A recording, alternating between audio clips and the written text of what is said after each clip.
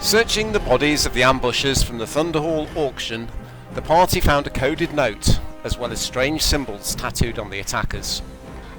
Following a tense conversation with Bjorn, Atticus handed over the items and agreed to meet him the next day at his offices. The rest of the day was spent exploring the city. Keymouth was celebrating Richfest, and the streets were full of revellers. After a quick visit to the Dawn House, Rodri led the group to Telvanta Academy, where they found proof in the records that someone called Nilaurel had indeed attended there. What's more, they found the address of where she had been staying in the city. Visiting the residence, the landlord let them into her room, which was almost empty and appeared to have been so for some time. Stuck at the back of one of the drawers, however, Rodri found a bag containing a very strange mushroom. Hecate identified it as not being of the world and likely from the Feywild. The next day the company visited the Cartographers Guild and reported in to Bjorn. There they met Alicia, also known as the Eye, one of the highest ranking members of the guild. Alicia told them they had decoded the strange note and it simply said, "Take the gem to Aper." They didn't know who or where or what this Aper was. The tattoos were a sign that the Flock was involved, a mysterious group of Kenku spies based in the southern chain. She also had a message for them, a signed document from the first Sea Lord of the Empire and stamped with the Emperor's own seal. It requested they attend for a secret mission on behalf of the Empire. It seemed the group was gaining some level of notoriety amongst important people. After making preparations, the group made their way to Terracnian Castle, where they were met by Kedgo Windprow, First Sea Lord, and Arvine Greysail, captain of a sleek brig called the Voyage. Windprow explained that a strange vessel had crashed in the Ambercove region of the Empire, and it needed investigating. Political tensions meant an unaffiliated group would be best. He offered the group 500 gold pieces for their help. The Voyage set sail and the group got to know some of the fellow passengers. On the second day out of Keymouth, a red-hulled ship was spotted on an intercept course. Recognising it as the Devil's Fin, the feared pirate vessel, Captain Greysail turned the Voyage to flee. The Fin gave chase. Over the next few hours it bore down on the Voyage, despite Hecate setting its mainsail ablaze when it got closer. The pursuing ship was much faster. As it neared, a huge ram raised from beneath the waves, and with a sickening crunch, the Devil's Fin smashed into the side of the Voyage, its crew hollering in anticipation of the bloodshed about to start. And with that, I would like everybody to roll initiative, please. Come on, we need a good one. Oh, poopy. Oh. Someone got a good one. That's a lot of dice. That'll do. My rolls were pretty shocking. So, Tiberius, you're up. The ram has just smashed into the deck. Rodri, actually, I remember Rodri was thrown to the floor by the impact as the Voyage was almost seemed to be picked up out of the water and slammed back in it. Decks splintering everywhere. Looking up, you see the crew, the pirate crew, leering down at you. Okay. Don't let them come aboard! And I will run to there. Leaping over there. Okay, yeah, let me just move. Okay, yeah, you clamber up the red painted hull of the Devil's Fin, land lightly on your feet in front of 3 of the crew members. As well as the crew members, you can see the captain behind, a tall, grey-skinned tiefling with ram's horns and a long lashing tail. And standing next to him, a huge, hulking ogre Tall, well-muscled, covered in tattoos and gold jewellery, she makes a fearsome sight, compounded by the fact that her right arm has been replaced with an old ship's anchor. And that's why her name is Anchor. That's funny. And she is from Age of Empires. Captain Callous looks quite friendly. If you zoom right in on his face, he looks quite friendly, look. Ramadan. Ramadan. Actually, I made anchor with Hero Forge because I couldn't find a picture of an ogre with an anchor for an arm. If only you had World Bot by that time. Whatever it's called. Wow. I should be next to them. There. Okay. Thank you, Games Master. I am going to use a bonus action, if I may, Neil, to cast Blood Maledict on myself. Okay, believe it's 1d6 now you need to roll, isn't it? Yeah. You draw your claws across your forearms, drawing blood, dripping blood onto the blood-red painted deck of the ship. 3 damage Damn, to I you. wish I'd gone first. I think it adds it on automatically, doesn't it? Anyway, I've got to... If you use the correct skill, it Yeah. should, yeah. Does that hit? It does hit. Yeah, it's added d6 on. Fuck off! Sorry. Okay. We might have young audiences viewing us on YouTube. Batman. The optimism. Well, you know. No, you won't be able to monetize if you swear. Oh, that's a biffing start. Wow. And I believe I'm done. Okay, so whizzing blur of claws and teeth spins round on the deck, slashing into the chests of these 2 pirates, sending them falling to the deck, screaming. Atticus. I am gonna move there. Okay, you clamber up onto the bowsprit of the Devil's Fin, which is protruding up from below the deck of the Voyage. And I'll move there. Oh, hold on, sorry. And I am gonna fire a ball of flame from my gun.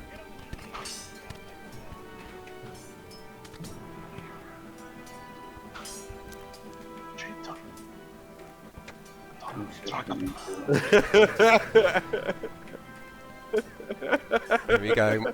Atticus's first shot of the session. What? What are you laughing at? I thought a Gifford.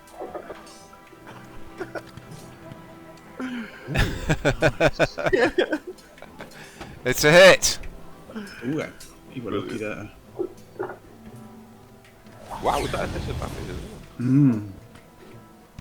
Okay, you shoot from your pistol. The bullet flies across, strikes the captain in the shoulder. As it does, it explodes into a ball of flame, I'm guessing? Yes. Into a ball of flame. The flames die down. He looks round at you, Atticus. Where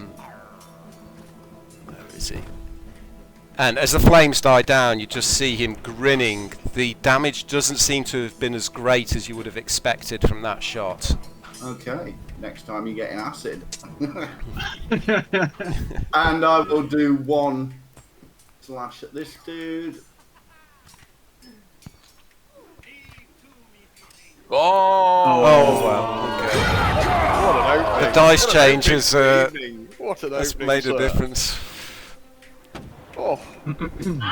Boom. Jesus. I might have to have another 30 crew suddenly run up on deck. We're taking the ship. Nice. So as you fire your shots with the loud retort, you backhand with your blade across the face of the pirate crewman, cutting him right across the jaw. The huge gout of blood spreads out onto the deck.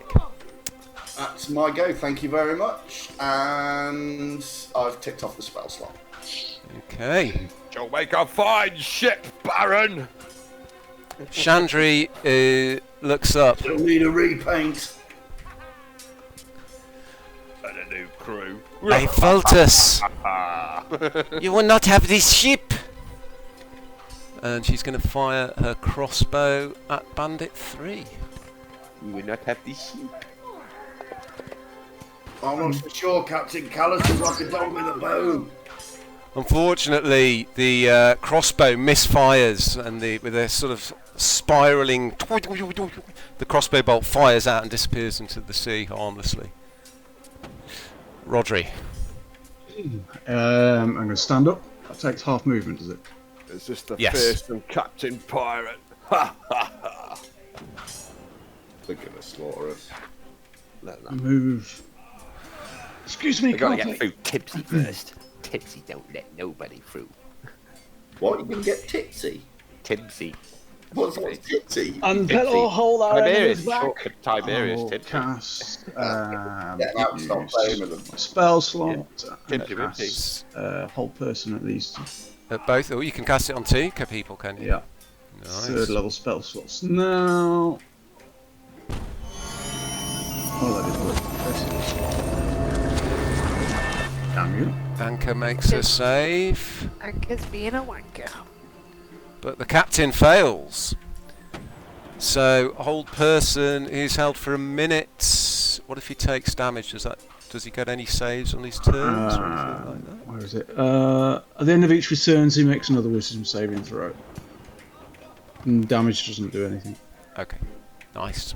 Where do I put the constant? Do I drop the effect onto me? The effect onto me. Hold is on. it? Yes, I think it must be. Yeah. Yeah. Oh no, effect's paralysed. You've just paralysed yourself. Let me take that off you. Put it onto Callous. That didn't work, did it? Me and Mark jumped onto the deck, paid everything, and Dave just like holds himself. Yeah, I don't get the concentration symbol neither. No, the concentration goes on Callous, but when you, it will still work because got it's you. been applied by you. Okay, so he starts to seize up. He's just as he's about to, he opens his mouth to scream at you. He kind of seizes up just as he's raising his gun at you, Rodri. 1 out of 2's not bad. Are you done? Pretty good. Okay. The ogre charges forwards. Let me just check her movement. Oh, 40. Yeah, I was hoping to lock them down. What 5, effect on this? 6, 7. And she swings her anchor at your head, Atticus. Okay. Oh, this is gonna work. She saved even with a -2. The guy with a +3. You can take 4 off that. I'm going to cast. That's a reaction, is it? Yeah, reaction. Okay, yeah. Tick it off? Or is it each turn you can do that? No, I can only do it once, I think. Okay. So that's 9 plus 4 back.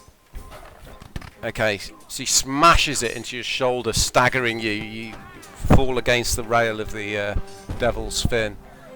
Was it 4 off the hit roll all the damage? Yeah, it's 4 off the hit roll. So he would have Yes. scored Oh, 14. 14. That Sorry, would have been. 13. 13 he'd have got, sorry. You're right, that would have missed completely. You duck under as she swings her anchor arm. It smashes into the rail just where you've ducked. Wood goes splintering up. Raise an eyebrow at her. Hey, little man, come to play. Oh shit. Cat. This is gonna work. And Bond fights that fucking massive unit of a guy on the train. Do you remember it, Daniel Craig? He's Yeah. his shit kicked out of him by that fucking double-hard Iranian-looking fucker. Sorry. I'm gonna try. Keep going. Related. I'll give it a Tell us moment. more. I want to cast Firebolt, please, on the ship. No, we Okay, I We need where, a 20 where would you like it centering? I just need a 20-foot sphere so I can see. If that's okay. You know we do need something to sail off in, don't you? It's not our ship. Yeah. Yeah, but ours has got a big hole in it because that one rammed it. If you can move it to the right. We're all going to the bottom Okay. of the ocean. Probably hit them all, can't you? That's what I'm trying, but I don't think I can get the captain. About there. Yeah, you can get all of them. That would be perfect. Thank you. Wow. If you want to target them, This could be a tick off short your fight. spell. 5, 6, 7, 8. Oh, ho, ho, ho. Okay. He'll be on fire and paralysed, and you can't. Oh, first thug failed. Next one succeeded. The captain fails. Lucky. Jesus. Oh, the captain also failed because he's held. Yeah, it's a dexterity saving throw, isn't it? Against fireballs. And the last one. Okay, you can roll your damage now. Oh yeah, so the web fireball combo is awesome. Web and fireball. Crispy. Wow. A huge ball of, a tiny marble of bright red light streaks out from the end of your staff into the middle of the deck of the Devil's Fin, and just then it erupts in a huge ball of flame. There's screaming coming from the deck of the Fin. No, I'm not supposed to use my powers for evil. Okay. I'm going to just Bodies are littering the deck. move to about there, please. And then that's my go. Just sort of like rammed us like all dead confident and everything. And then, like, the first round of They should have combat, kept their distance. Yeah, they've been annihilated. Store picks up a huge axe from he'd leaned up against the deck and charges across the ship. Leaps up onto the rail on the edge of the ship and targets the ogre. Now you will see how the men of Ambercove fight, ogre. I hit one. He scores a good hit. Oh, it's a good hit. He swings it around his head and then slams it down into her side. She shouts a gasp of pain, clutching her side with her left with her good hand. Right. Okay. Where are we? The Bandit 3. He's gonna do something very stupid and run forwards to attack Tiberius.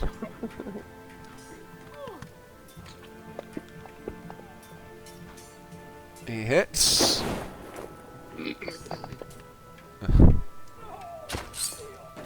Okay, it's a glancing blow.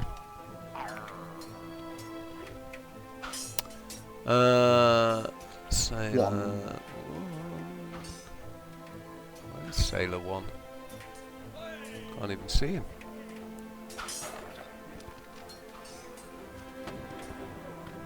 Is he underneath anchor? Somebody died on the anchor. No. Not sure where he is. I'm going to say he's below decks for the moment. I'll bring him out if needed. He's Right. Can't really get any room. So what he's going to do? He goes out. He pulls a long staff from near the mast with a huge hook on the end, and he forces it. Runs up to the ship and starts trying to force the ship away from the voyage. Sailor 11 is going to do the same over here near Store.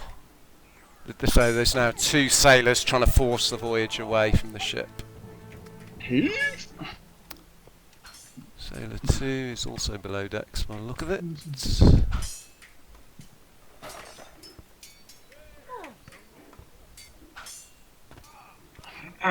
Sailor 4 is going to go and help his mate. There's a huge grinding sound as they try and force the ships apart. I'll be making a check for them in a minute.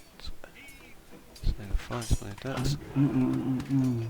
Sailor 6 is starting to turn the harpoon at the front of the voyage, and he's slowly pushing it round so that it's facing towards the Devil's Fin. He can't fire it this go. 7. He's going to climb up onto here. He's going to make a dex check.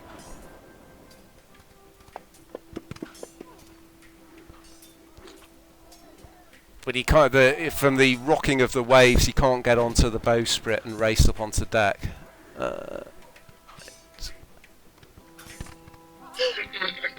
Sailor 8 is helping Sailor 6 turn the Scorpion at the front of the ship. Right, Captain Callous. Let's have a look. He's paralysed. Yeah, he is paralysed. So at the end of its turn, he gets a Wisdom saving throw. What does he need to make? Does it do it automatically? No, I don't think so. I'll move on and see if it. No. Yeah. No, it didn't. I think it does.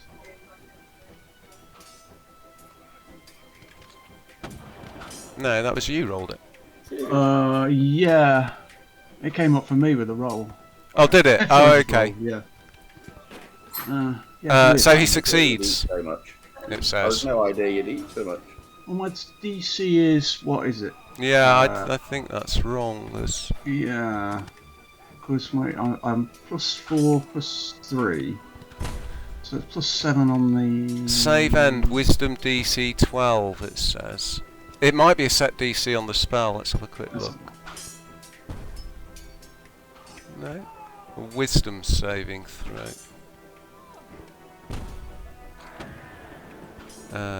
What's your casting modifier? +4 of charisma and +3 proficiency. +4 of charisma. So it should be 8 plus those two. Plus 7.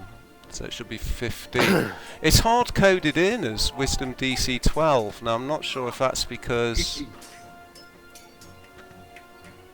Whole Person is a hard coded spell. Let me have a quick look. Yeah, paralysed. See what you mean. Sexy and I know it. Sexy and I know it. No. Yeah, it should. You're right. It should be a 15, so he fails. I need to change that then.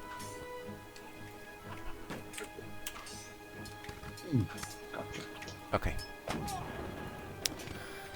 Okay, the captain is steering the ship, trying to steer it away from the Devil's Fin.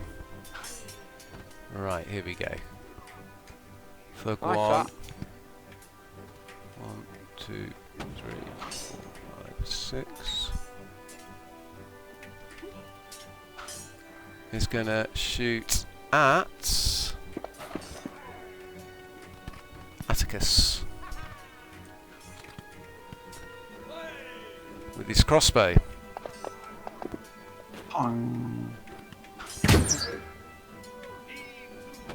But misses.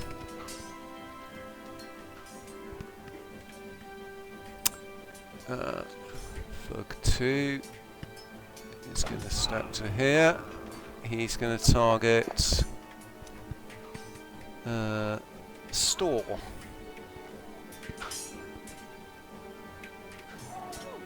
I can find out where Store's gone. There he is.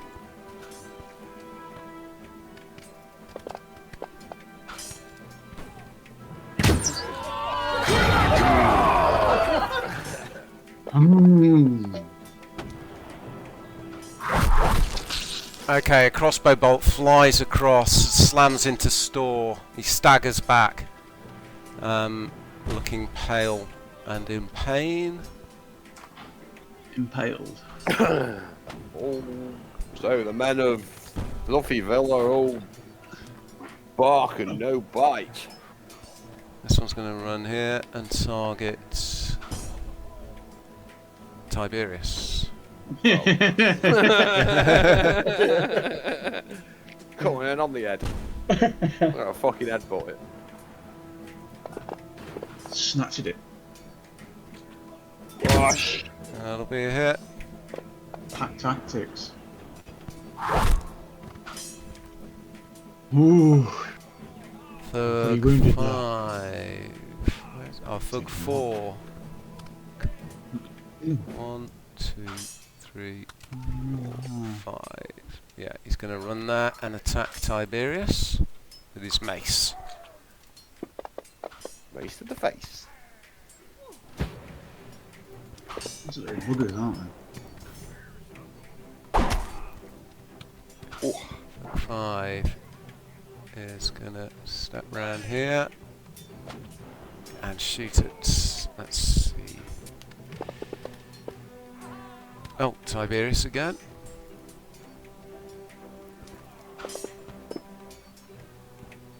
But misses. And finally, Kara.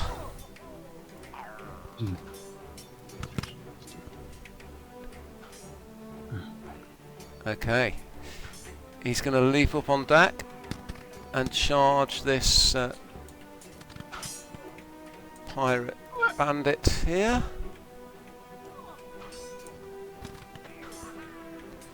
He's going to take 2 swings with his scimitar. Mishmash.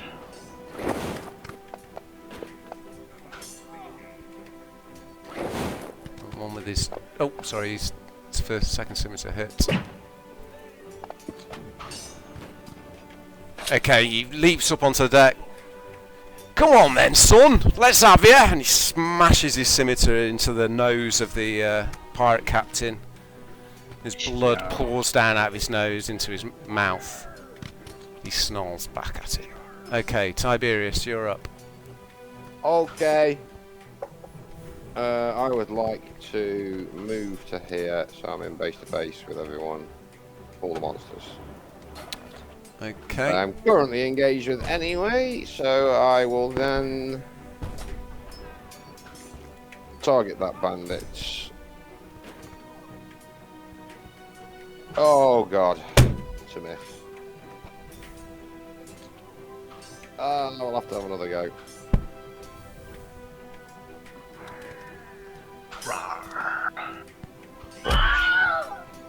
Okay, nice.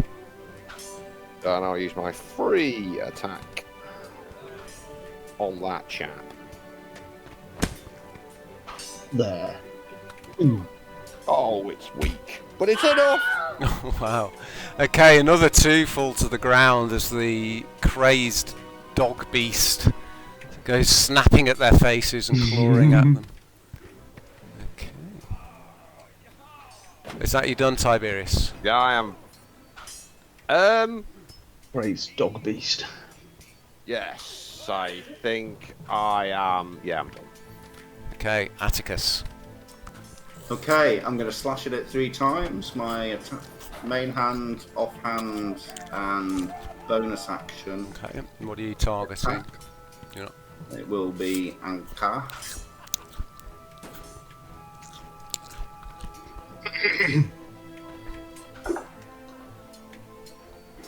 That's a hit.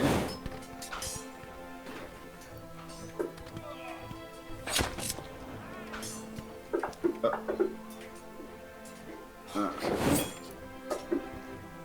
Oh, nice. Not sure why you're getting flanking, but anyway. Took 1 and a 12. Okay, and then Okay, the wow. action surge. Okay. Oh, Roll his wad. Come doing on. a lot of coke.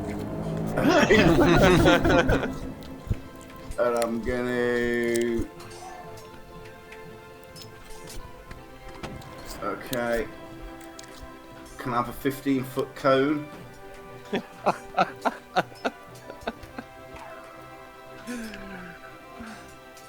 So rude.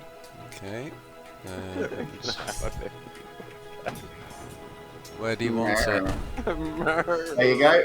A little bit, yeah. So it'll catch those two, anchor and the one behind. And I'm going to cast Burning Hands. Each creature must make a dexterity saving throw, so it's a cast. Click the cast button. So I slide my blades together and flame erupts down it and bursts out in a cone in front of me.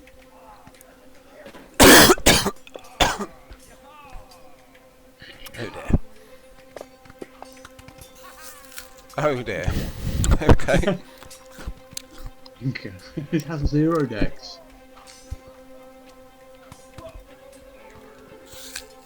Rolls.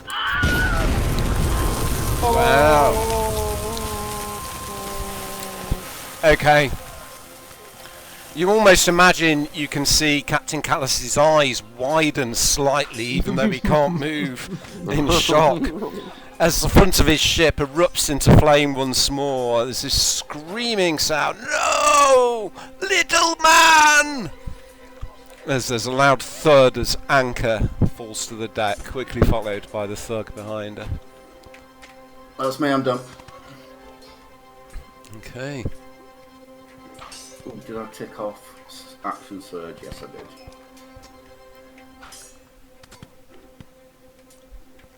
did. Okay. The Chandri looks across at you, Rodri. Do not worry, my friend. Foltus is with you. And with that, with that, you can add a D4 to your next roll.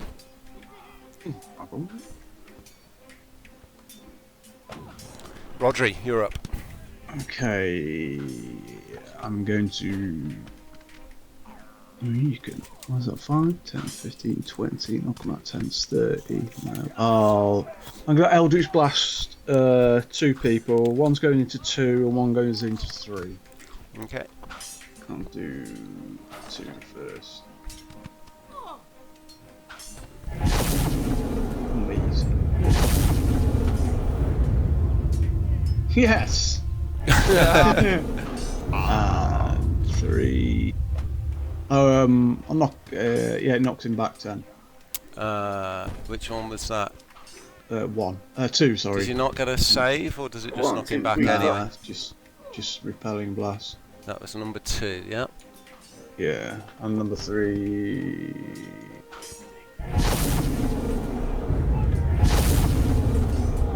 Another 1. Yes. And he's also knocked back, I take it. Yeah, knocking back 10 again. Okay. That's and then I think I'll move up here. Okay, so these bright bolts of sunlight suddenly flicker between Rodri and the thugs. They cover their hands up to protect themselves and back off against the sudden bright light. You see their skin starting to char from it. No, they get a slight suntan. Are you I done, could have had Rodri, or are you moving? You're moving. Yeah, could have had a D4 to something. Could have You been could to have damage. Pardon? No, I forgot. You can do it next time. Yeah. Cat. Yes. I'm going to target the captain, and I'm going to use web, but I think they're going to be dead soon, so Okay. I'm going to Yeah, step so a bit stop. closer so I can reach. And I will cast Witch Bolt on the captain. He's stuck on his own at the front now. His crew falling around him, and he's just standing there, unable to do a thing. That was a lovely hold person at the start of the fight. Yeah. I forgot the one with the highest. Well, when he takes damage, doesn't he have to make a save? Nah. No, it's if Dave takes damage, he has to make a Concentration. concentration. Yeah. Yeah. Okay, this black and green energy shoots across the deck towards the captain. I'm currently hiding. Sorry, where are you moving, Cat? You're moving to there, are you? Please, yeah, I was just getting a bit close so I could reach. 'Cause it was Okay. 30, I think. Thank you. That's me. Okay, Storr is going to pull himself aboard the ship. Looks down at the still smoking corpse of the huge ogre. Looks across at you, Atticus. A good shot, my friend. And then he goes 1, 2, 3, 4. Oh, I forgot we had time for a conversation. 6. Go fucking kill someone. Heads across the thug, screaming as he does, his axe raised above his head.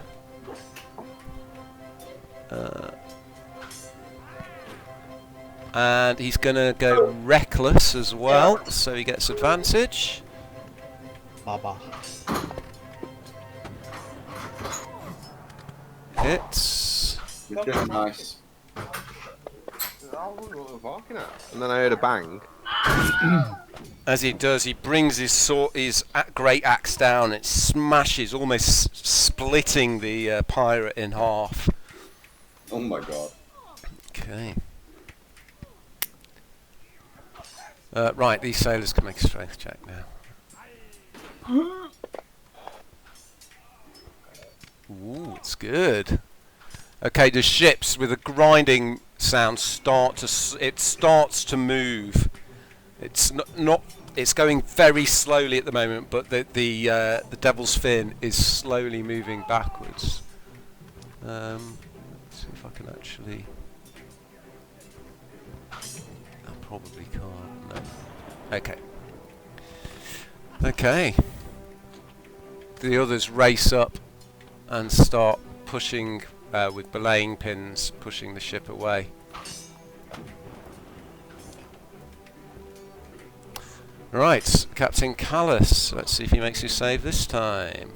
Ooh, come on. Oh yes, he makes it. Okay, he does. Just Yeah. about. Okay. I fully appreciate Cat stepping in front of me at that point. Yeah. With a grin, the thug now races forwards, swinging its mace as it comes. Yeah.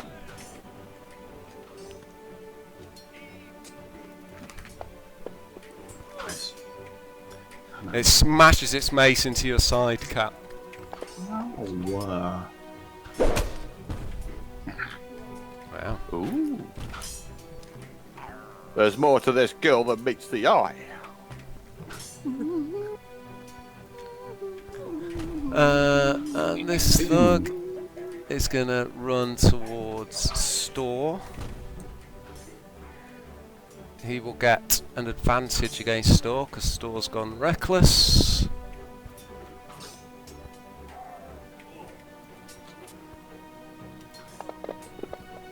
I thought it was a very reckless move. But still misses. The huge man just takes a step back and grins and spits at the oncoming pirate. What's next then? Kara comes charging in.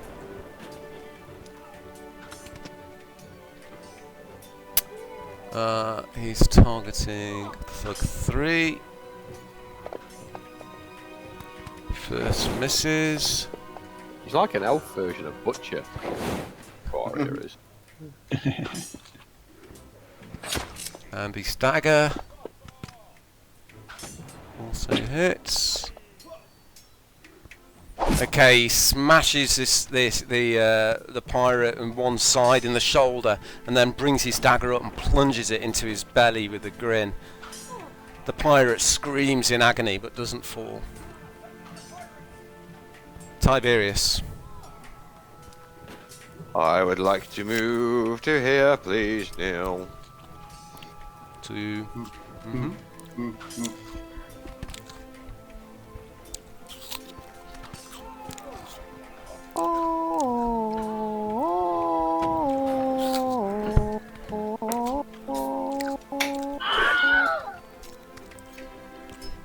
Okay. As you run past, you just stick one claw out and claw the side of this guy's face off. I won't connect it.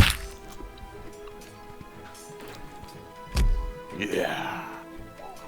Okay, nice.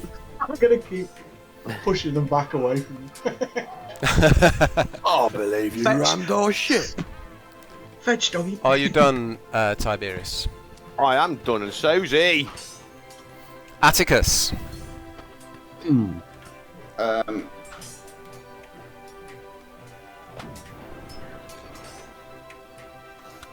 Forward. To that. I'm just going to use my 3 attacks on him. Move you back so you're not standing on him. There you go. Oh, it's got me as 5 foot distant. That's right. I shouldn't be. Yeah, you're within 5 feet. You're on the square diagonally next to him. Yeah, that's right. You're within 5 feet. You can hit him. Okay.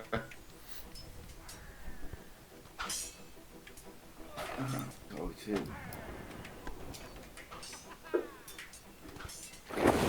One. Nice. 2. That one's a miss. My 3rd. That's definitely a miss. Okay. That's my go. As you hit him, he turns round at you, spits at you. He says, "You'll never catch me, you worm-riddled swab. Keep your eyes peeled and watch your back, I'll have you." And he's going to cast Hellish Rebuke on you. Everybody's really chatty today. If I can find Put it. up or shut up. Hellish Rebuke. Can you make a dexterity saving throw, please? I'll certainly try. Let's see what happens. No, 14. Good enough, maybe. 6, 8 plus 6. That's exactly what you needed. So you take half of this.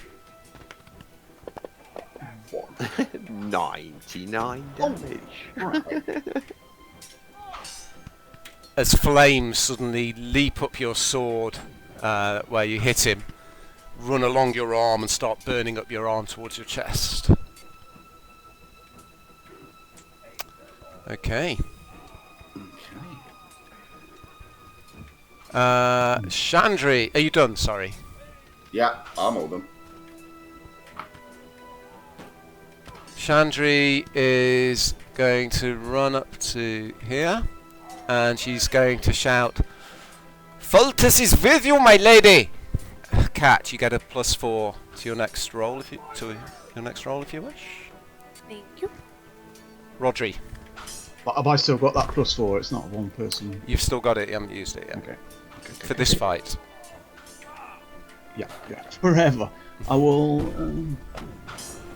+4, is it damage or? +4 to any roll. Ah, okay.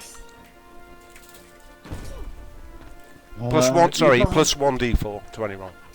All right. You can't hide from the light. Oh. I think. Let me just check. Yeah, d4. Is that the damage or is that like the hit? Which you choose. Oh, okay. I was just checking. What's that one? Yeah. 4. Okay. Jesus Christ. Crap roll. That could have been a lot worse. That's a crap roll. And drop.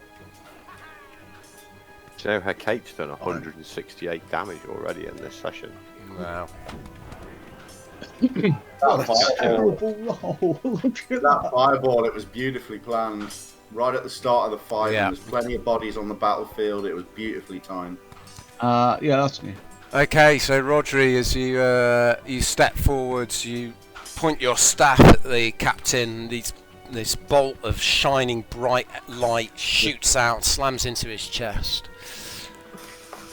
Cat, you're up. I'm going to use my Witch Bolt again, and considering I don't need to do the rolly thing again, I'll add a d4 to the damage if that's possible, Okay. if needed.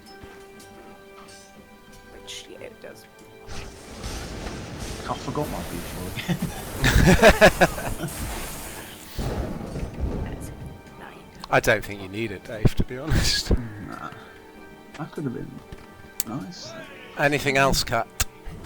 Just the d4, I haven't rolled it, sorry. So another 4 damage to that, please, so 9. Okay. Do we And want that's this? me. Do we want this guy unconscious? Nah, it's fucking slaughter him. Okay. Oh, He well. rams our ship and we get to let him He's a live. pirate, which there's no... Even if we take his head, there might be a bounty somewhere, who What's knows? that? Thug 5. We'll mount it on the front of the ship when it's because this is our ship. Okay. This is now our ship. mate. Store is attacking this Yeah. guy. I think I put the effect on the right person. Swings his pull. It takes him a moment to pull his axe out of the deck after splitting this other guy in half, and as he does, he brings it up into the belly of this guy in front of him. Doesn't down him though. Okay. Callous looks around at the devastation around him, raises his arms into the skies. Oh, he's going to disappear. Asmodeus! Father! He shouts. Come fetch your servant from the jaws of his enemies! Suddenly, a dark spiral of mist rises up around the captain, and then a huge shadow rises from the depths beneath the vessels, perhaps attracted by this battle on the surface. The ocean rises with it, and with a great grinding noise of wood and metal, the two ships began to slide apart, and something begins to emerge from the water in the suddenly growing space between them. It's a presence you felt before. Then the surface of the water breaks, and a monstrosity the size of a castle issues forth from the brine. A huge tentacle slams down on the deck of the Devil's Fin with the impact of a falling redwood, and chaos ensues. I'd like everyone to make a dexterity saving throw, please. Oh, look at that beastie Oh, boy. Oh, he's a big boy. Got no spells. This creature is beyond us. Oh my I'm god. gonna have a Roll D4. dexterity saving throw. Yes, mine's 12 then, yeah. Pretty sure I get Captain Callous, as the mist rose up around him, disappears. Okay, Rodri, once again, you are thrown prone onto the deck as the two ships, with a great grinding noise, suddenly tilt alarmingly and move rapidly apart from one another as this huge beast rises between them. Everyone can make a nature or perception check, please. It's up to you which. ooh. I will make a. Batten down the hatches, it's the Kraken! I'll make a nature check. Start rolling. Perception 19, perception 25 for Cat. Atticus, did you want to make a nature or perception? What for, mate? Just make a nature or perception, it's up to you which you make. Oh, okay. Check, not safe.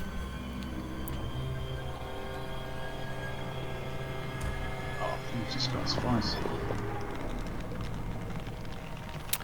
Okay, Atticus and Cat, amidst all the chaos of the rising waves, the angled ships, and this huge, terrible beast, which is greater in size than both the ships put together as it rises between them, you notice something is terribly wrong. The head of the Kraken is somehow mutated, somehow distorted, and pulsing atop the back of its head is a huge open brain pulsing with its own life and dark energy. With a great roar, the Kraken suddenly dives under the water. You're left standing on the deck of the Devil's Fin, several hundred feet away now from the voyage, and the ship is rapidly sinking. Voyage is sinking. No, the Devil's Fin, the ship you're on. Oh. And to the watery grave she goes. Good swim, boys. There's no Girls. normal Kraken. Yeah, I'm gonna. What the hell was that? I'll look around, see if there's any little skiffs or boats or whatever on the deck. Yeah, there's a small coracle boat lashed to the mast. But the ship is going down quickly. Storr looks around in panic, his eyes wide at the disappearing tentacles and fins of the Kraken. We have to swim! But...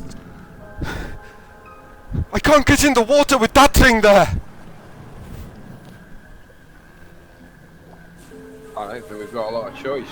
Help me with this boat. I'll just start cutting at the ropes. Okay. Get the boat free.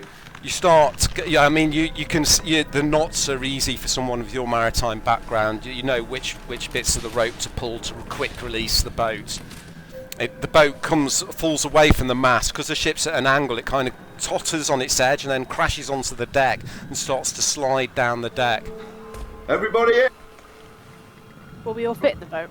You Run can and all jump get in in the it, boat. yeah. You all Run. run. I would like everyone to make a dexterity check, please. I'll make one. I shout at the sailors on the voyage, get the ropes ready!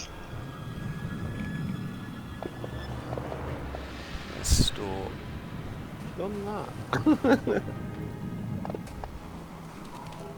Mine didn't roll in the tower. Did you click on the tower? It's just a check. They don't roll in the tower unless you pick it up and drop it in the tower. Well, I made a dexterity check, not a save. Yeah, I think what you're We supposed all to made do. checks. We just did them in the tower. Yeah, so everybody apart from Cat and Tiberius managed to scramble into this thing. Just as it's about totters for a moment on the edge of the deck before plunging over the edge, Storr leaps forwards and leaps in, landing heavily in the middle of you all. Grab him and hold him down as it... The next thing you all see is a great wave of water as the coracle lands heavily in the water. Almost seems that the water starts to lap over the edge, and just as it does, it then bounces back up to the surface. Cat and Tiberius, you're stood on the deck, scrabbling for a hold as it starts to tilt at an ever alarming angle. I'll keep the boat as close as I can to the... so they can try and get in. Okay, I'd like you to make a waterborne vehicle check, please, because the waves are crashing from the boat, falling and sinking. It's almost driving the coracle away from it. I'd like to do something as well. Okay, what would you like to do, Rodri? I've heard that beasts of prey are attracted by the sounds of wounded animals, so I'll run over to the side of the deck and using minor illusion cast in the water. Probably very bad. Just 30 feet south of us. The illusionary sound of something thrashing about in the water. Okay. A sound.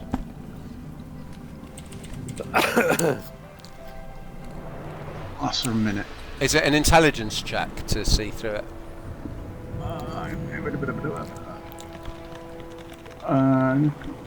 haven't forgotten your physical mark. I'll be with you in a minute. If the creature uses its action to examine the sound, if it uses its action to examine Okay. sound or image, the creature can do a bit of a successful investigation intelligence against my spell save. Tiberius is getting off the boat. Investigation. Intelligence.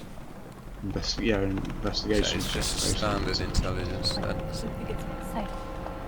It's just going to be 4.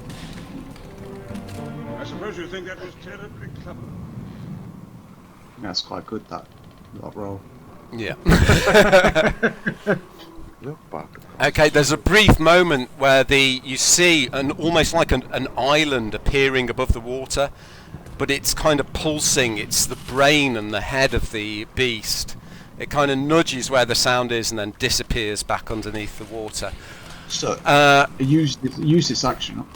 Atticus, you get close enough that I will allow Tiberius and Cat to make either an athletics or an acrobatics check to see if they can leap into the coracle. Their choice. Oh, well, I'll go for acrobatics.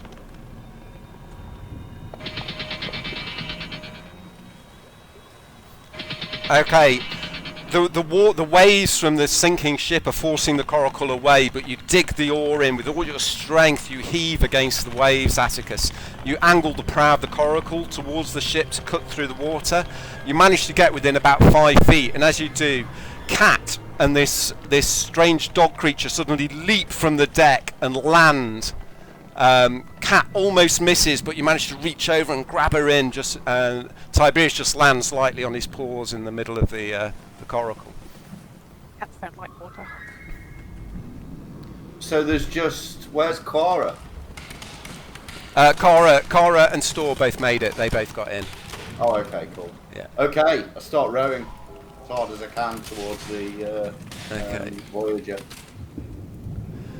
Okay, you start rowing towards the Voyager. You can see the Voyager is listing quite badly. It's been badly damaged by the ram from the Devil's Fin, which is now just tilting up. The bowsprit just starting to disappear.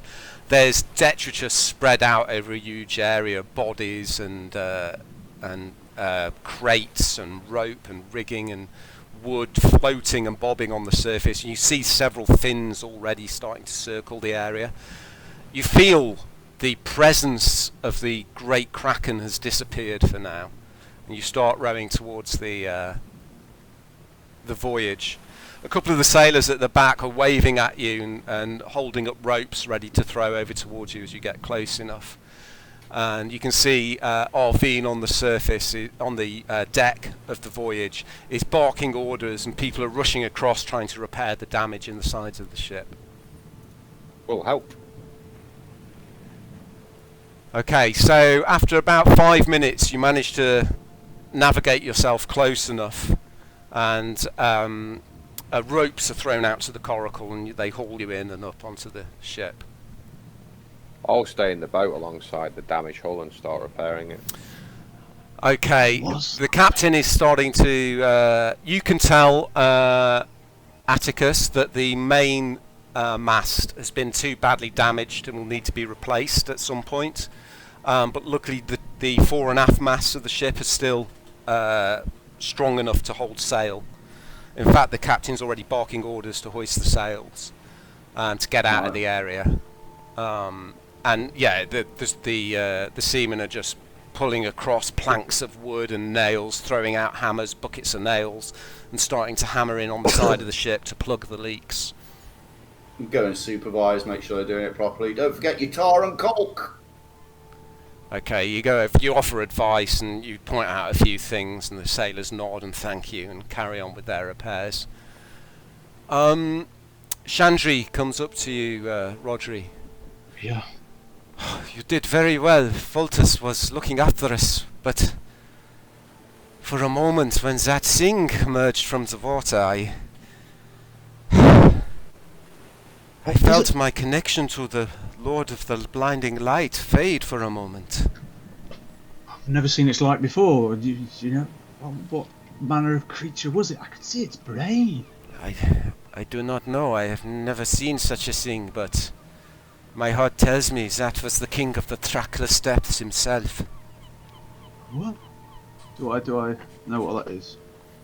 Yeah, you heard of the name before when you've been talking about Slarkrethil, the kraken. No. When? And it's our second meeting. Yeah, he passed under, I believe it was under the Prime Water Pleasure. Sorry, I've just got to go to the bathroom very quickly. This is a bad time to be on the sea. I hope the crew can get the ship shape. Help in any way we can. Thank you for your help earlier. I agree. I will check to see if anybody is injured. Yes. Storr comes up to you, towering above you, Cat. And he looks down at you. Are you all right, my lady? Yeah, fine. He seems to be eyeing you a little warily. I see you have the sympathies. I do. I mean, it saved us. Is that a problem? No. But be careful when you reach my home port of Ambercove. But I thank you. I don't plan on letting off any fireballs on mainland, but thank you. He nods and smiles. And Kara comes up to you, Tiberius. Well, lad, you got a few tricks up your sleeve. Yeah, leans on the side of the boat, looking like trying to look dead cool. Yeah, doesn't really know what to say. Doesn't know how to take compliments. Just think on what we were discussing yesterday. We could use someone like you. You remember he was talking to you about the Brotherhood?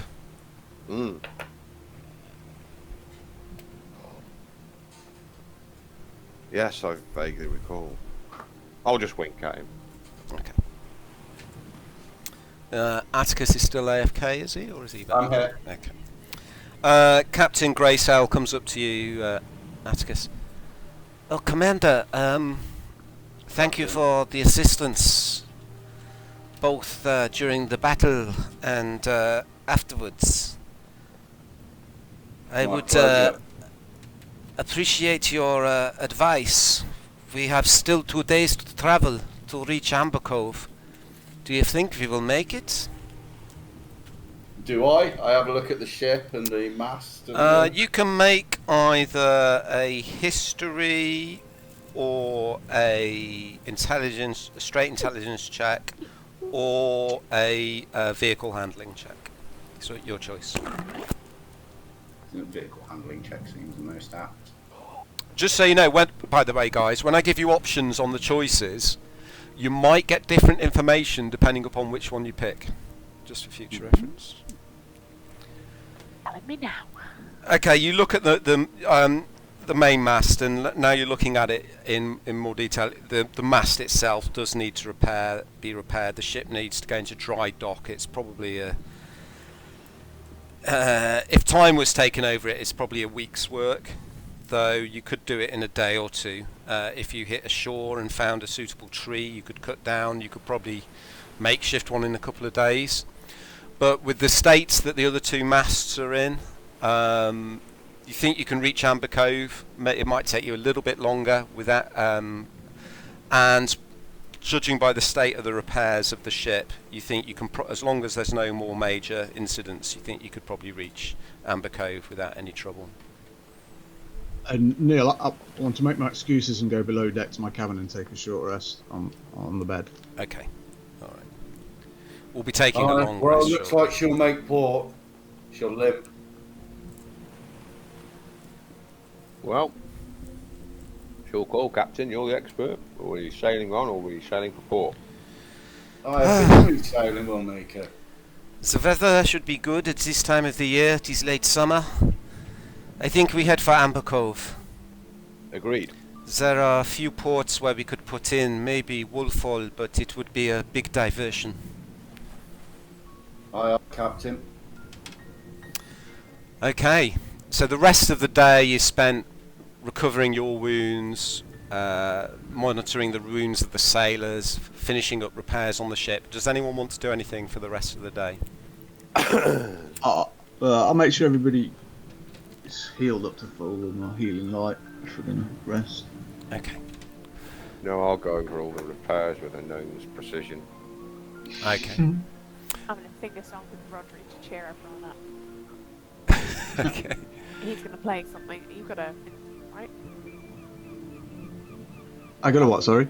You got the lute, you got instrument. I don't know how to play it. Well, I mean, you look at the lute. You've never played the lute as far as you can remember, but as you finger the strings, your fingers do automatically form the shape of a G chord. You don't even know what a G chord is, but you'll find your fingers just making that shape with a strange familiarity. I find the G spot automatically without trying. It's a skill. Wow, what? I don't. Well, I don't remember ever having learned how to play the lute. I'll try, mate. Try to do a little something. I mean, you can tell that it's out of tune. You're not sure how you know, but it needs tuning. You spend a few moments turning the pegs at the end of the fret. And you do manage to get a few chords out of it. I mean, you don't really know how to play a song or anything, but it doesn't sound terrible, which you find yourself quite surprising. Maybe there's something in this. Maybe I don't know. It's almost as if someone's shown you in the past what to do, but you can't remember. I just break down into tears. No, Rodri, this is supposed to be to cheer everyone up, not upset everyone. I'm sorry, it's just a memory that I can't remember. I've remembered it, but I couldn't. Terribly confusing. It is. It's try being me. Oh my god, in the party sheet, Hecate spanked us all on the DPS. Yeah, it was the fireball. Once you start getting AoEs as a mage. Perfect timing that was. Before anybody else joined in the fight, so there was no intermixed party members. Right, in the brief moment of quiet that may be before us, I'm just going to take a quick AFK, just to check the kits are okay. Yep. Alright. I'll be right back. Yeah, that was perfectly timed, that one. Thank you. How do I look at that? It's on the combat tracker. Next to the combat tracker, there's 3 heads that says party sheet. Click on Yeah, that, and then one of the tabs on the side is combat, and you can damage dealt. In the bluing, it's what you've done this session. Black is overall. Thank you. Yeah, casters come into their own at later levels, DPS wise. You just can't touch them. Do you remember that fight we had at that Cloud City with Ignatius? And there was those groups of like 60 creatures running towards it. There was like 3 groups. And he just annihilated them. Won it. It was mental. The ranged DPS when you're and group DPS, ranged group DPS, you can do it in a big circle and you catch loads of them. And Neil never seems to learn. He groups them together and you just fucking at the start of the fight before you intermingle with them. Just do it. Oh, you're gonna do some mad damage in future. It's so funny. These more 3rd level spells. Slots. And spells. I swear up to the web. If we get enough of them in one, then it just gives us a bit of time.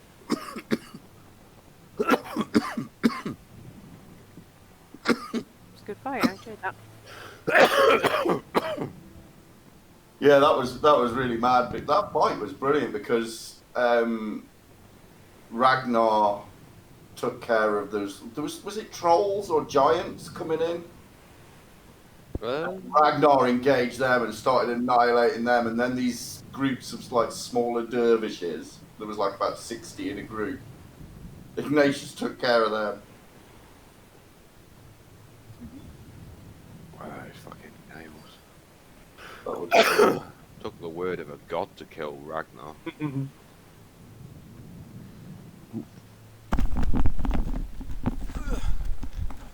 Right, I'm back. Get back. Is everyone back or still AFK? Everyone's it? Mm-hmm. Okay, I'll assign a long rest to everyone.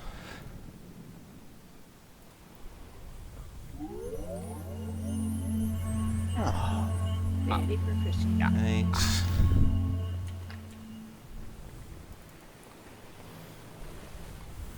Okay.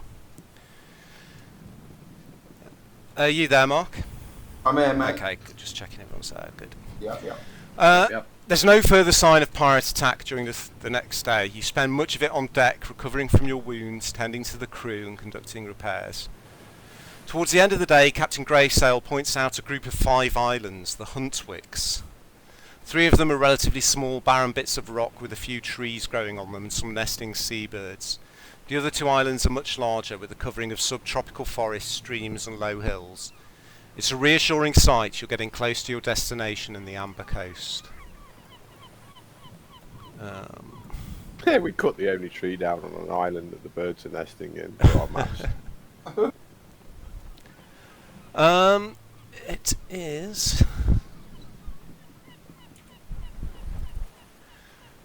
towards the end of the day, as the sun's starting to dip down above the distant horizon to the west. I would like everybody to make a perception check, please. Oh, at some point I want to Tell me, Tiberius. talk to the paladin of Okay. Faltus. What's her name? Chandri. Shandy. Okay, I'll deal with Dave and then I'll tell you what you see. Okay, you find her on deck, polishing her armour. My lady, I was wondering if I could just have a brief word. Yes, Rodri, of course. Please. Yes. I always find it relaxing to sit in the fading light of our Lord's glory and attend to my armour and weapons. Speaking of, I recently came into possession of. It seems to be an artifact belonging to your church, and I've been. Really? Yes.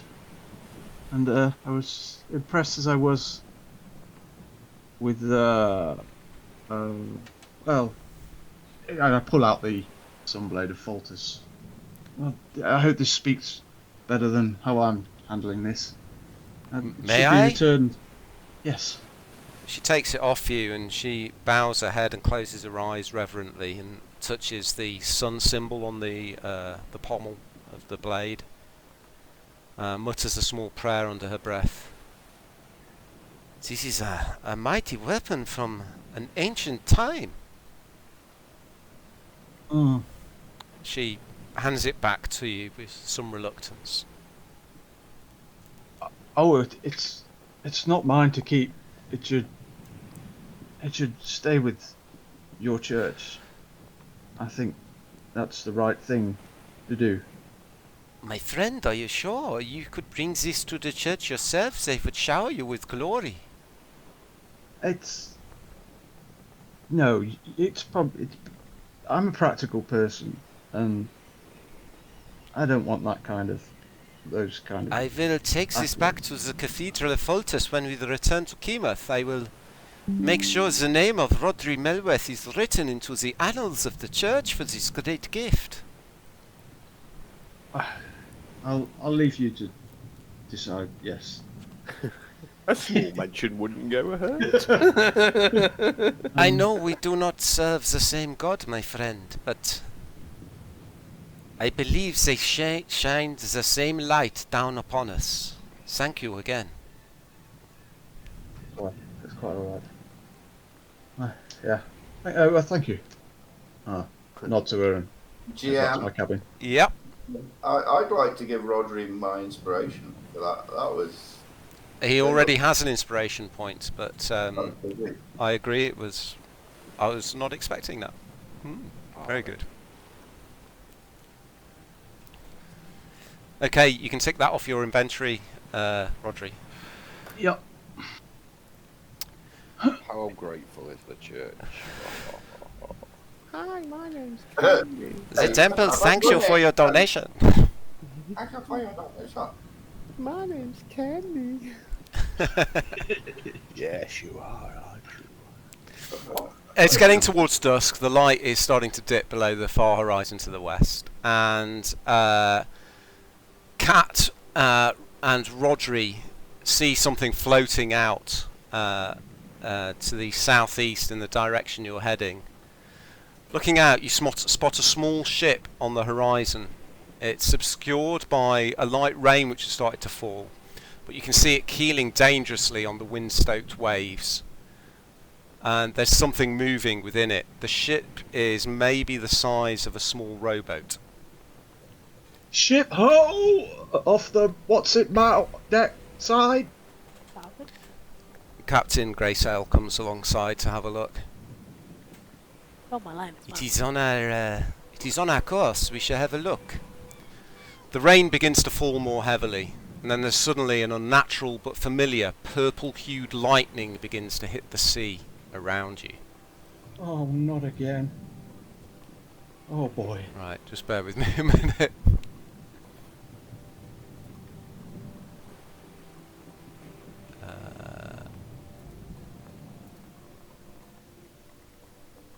Okay. Yeah. Don't take much more, Captain.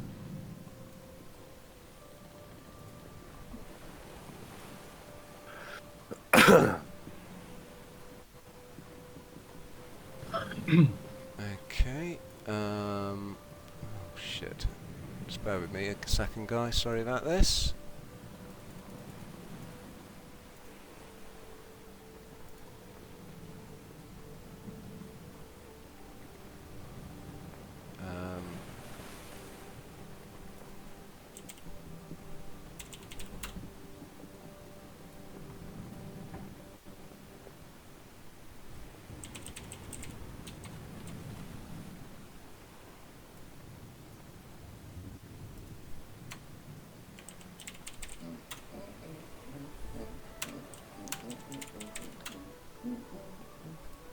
Okay.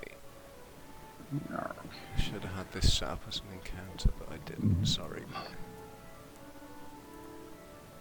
De nada.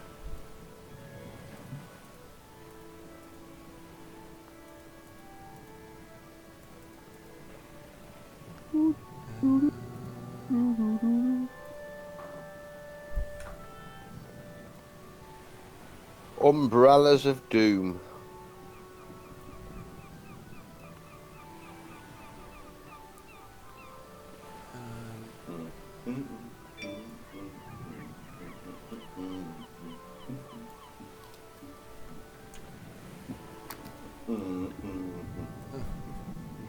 That was Dave's minor illusion spell. Okay.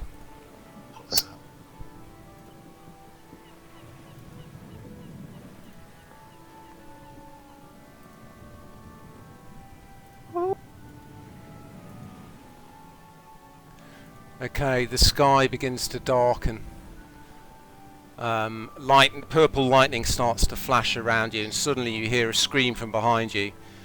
You turn in round in time to see a 6-foot-tall Piscine creature spearing a member of the crew on its crude trident. Its shark-like jaws open wide to reveal row upon row of serrated teeth, which are poised to sink into the crewman's neck. These people again. I'd like you all to roll initiative again, please. With the shark doing you one. Sorry, what was that, Neil? I'd like you all to roll initiative again, please. Squagging. Are we a map? Yes, sorry. Let me, Are you kidding? I just rolled a 17, but it didn't go in the bloody box somehow. God's sake. Okay, and let me roll initiative as well. Okay, Rodri, you look up to see this thing spearing a crew member, and 4 of these creatures have leapt over the rail onto the deck right behind the captain. Right. Good lord.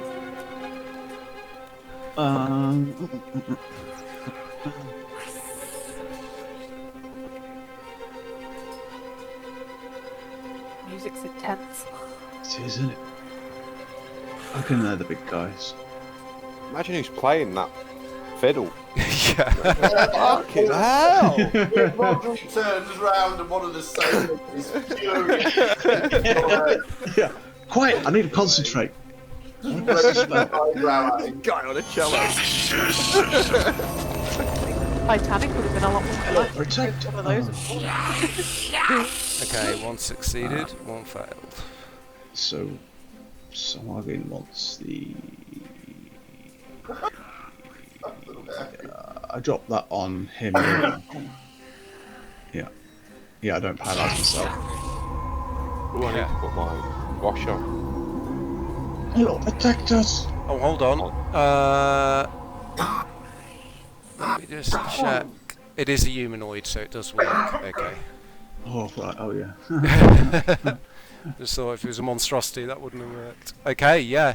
So, so Hooligan 2 is paralysed. His arm suddenly grind to a halt as he started to move towards the captain. That's me. Arvine gives a shout. Intruders! She moves across to here, pulls a scimitar out, and he's going to attack Sir Hooligan 1. A rapier, sorry.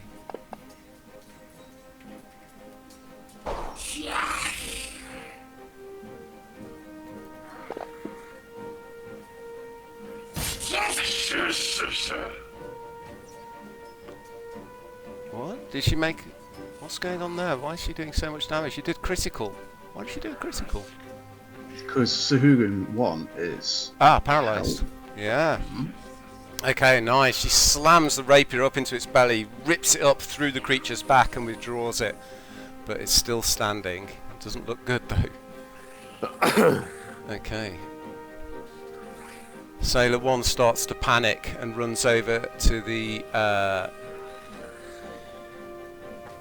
anchor wheel and pulls out a belaying pin. And then turns and starts to run down the deck. I'm coming, Captain! Sailor 2 is going to do the same. Sailor 3 grits his teeth. He's going to picks up her club, which he then runs across and attacks Sahugan 2 with. Catches it, a really good hit across the side of the head. Okay, Tiberius, you're up.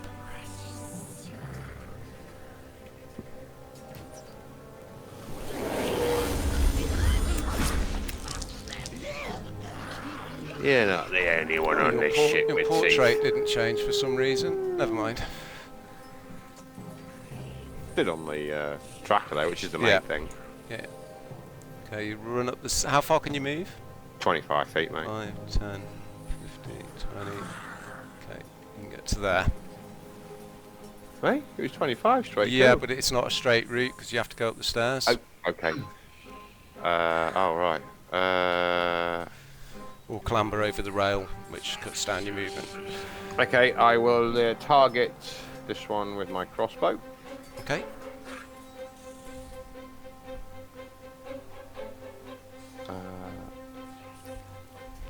Oh.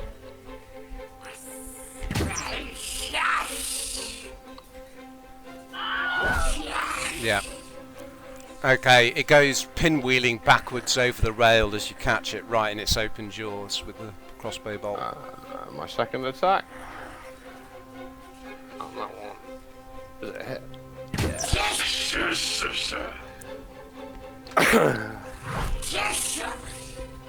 Okay. Quickly reload and fire off at the other one. Catch it in the belly. Are you done? Yep. Okay, so Godian 1 is dead. This one's going to attack the sailor. I'm attacking the sailor, apparently. Oh. Yeah, sorry. I'll sort that out in a minute. 2 million attacks. Bloodlust. Sailor 3.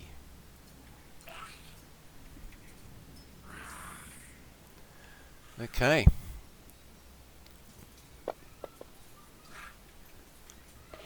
It claws at him. And then bites down on top of him as well. And just rips him down through the middle. His claws emerge from the far side and just pull to either side, tearing him in half.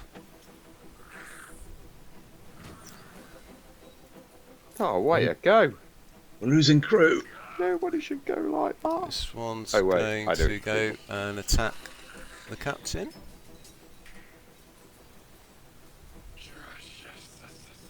As it approaches her, it opens its mouth wide and spits this thick green viscous goo all over her, or tries to. Oh.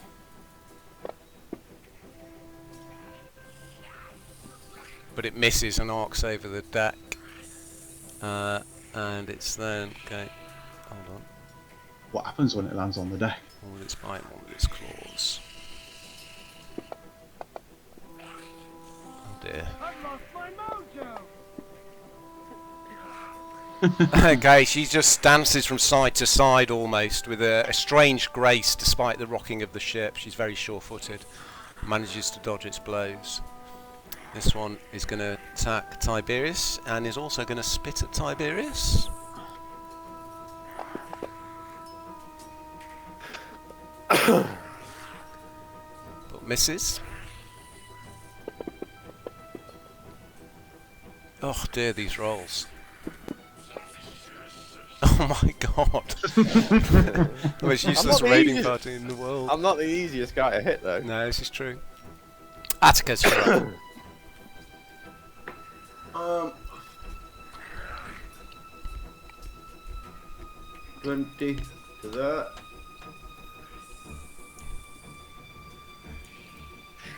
Hold on. Isn't it sending move me to there? To where were you going? Sorry, there? I was on top of that dead sailor. Yeah.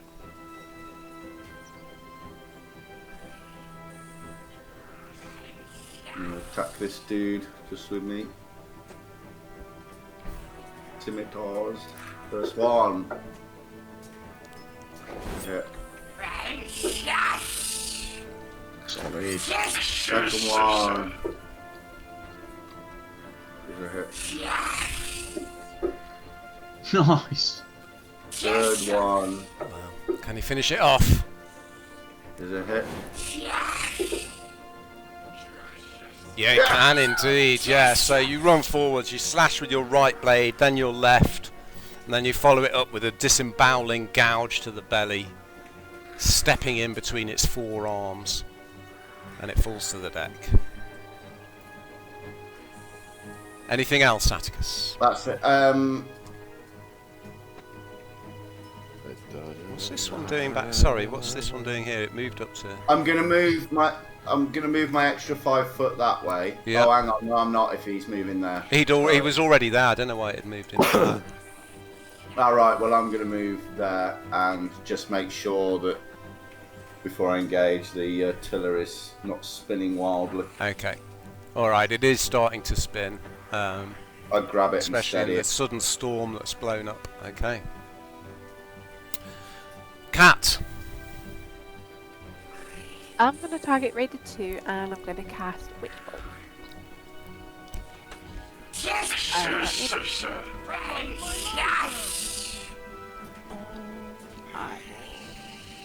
Up to here in anticipation. That's it. Okay. Chandri looks over her shoulder at you, Rodri, and draws the Sunblade of Foltus. Mile. Thank you, my friend, for the Lord of the Blinding Light! She's good. And you can add a d4 to your next roll if you wish. Oh, lovely. Whips out the sword, slips out her hand, and goes in the sea.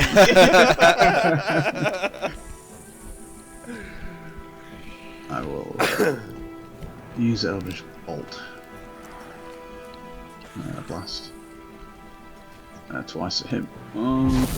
Yes. No. One.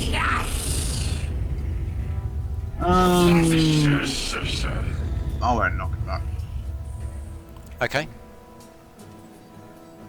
Okay, so these in the dark and the violet flashes of lightning, there's a sudden beams of bright light flash across the deck, illuminating everything for a brief moment as they connect with the raiders.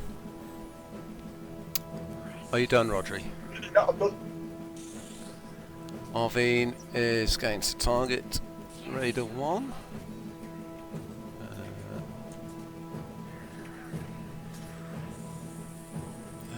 She has a multi-turret. I'd rather damage roll the 1 more than the 3. And then all those 1s and the 2s on that guiding light as well.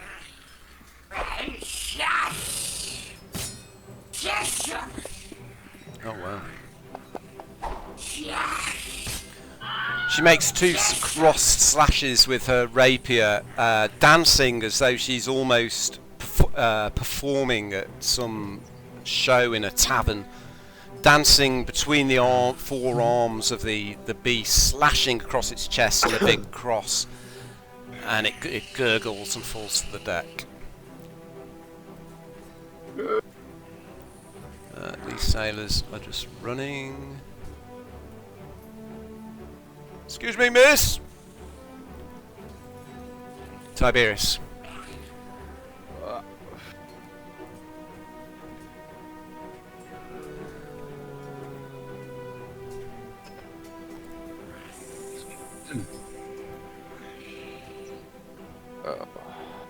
That's not it.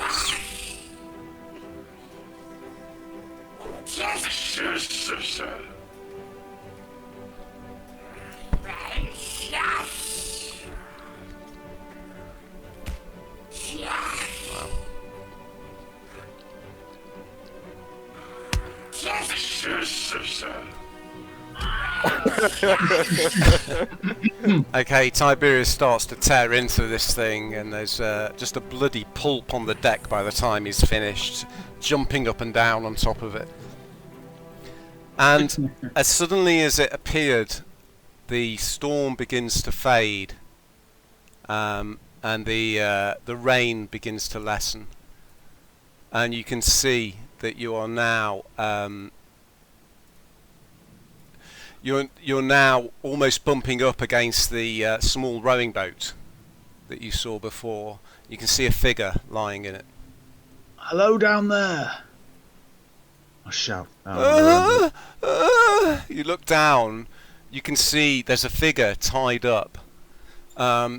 He's a lanky young boy, tall for his age, a shock of dark brown hair hanging long and loose. He's peering from a long fringe. His eyes are wide in fear, and he's kind of trying to back up into the far side of the. It's all right. Hand me a rope. I'll grab one end of a rope of the sailor seat. Grab the other end, and I'll try and clamber down to the boat if it looks safe to do so. Look at them boots. You start to clamber. You do manage to clamber down into the boat. He's trying to crawl away from you to the far side of the boat. A look of panic on his face. Make a perception check for me, please. It's okay. You're safe. They're gone now. They're gone. You notice he can't quite get back under the rim of the far seat away from you because there's a chest lodged underneath the seat that's blocking him. It's sort of treasure. So look, I pull out my talisman with the symbol of hell around it. I'm a follower of hell. Don't hurt me! Don't hurt me! I'm sorry! Don't hurt me! You've got nothing to be sorry about. Now, do you want to come aboard the ship and we'll get you a warm meal? Where are the shark men? Where are they? We killed them all. He kind of slowly, shakingly puts his arms out towards you. You can see he's lashed at the wrists with a thick rope.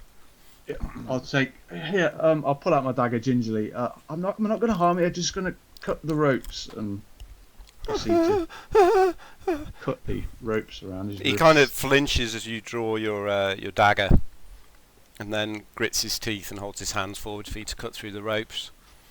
And then, once his hands are free, he backs off again, starts rubbing his wrists, looking up at you from beneath his fringe. There you are. You're safe now. Now, what about a warm meal?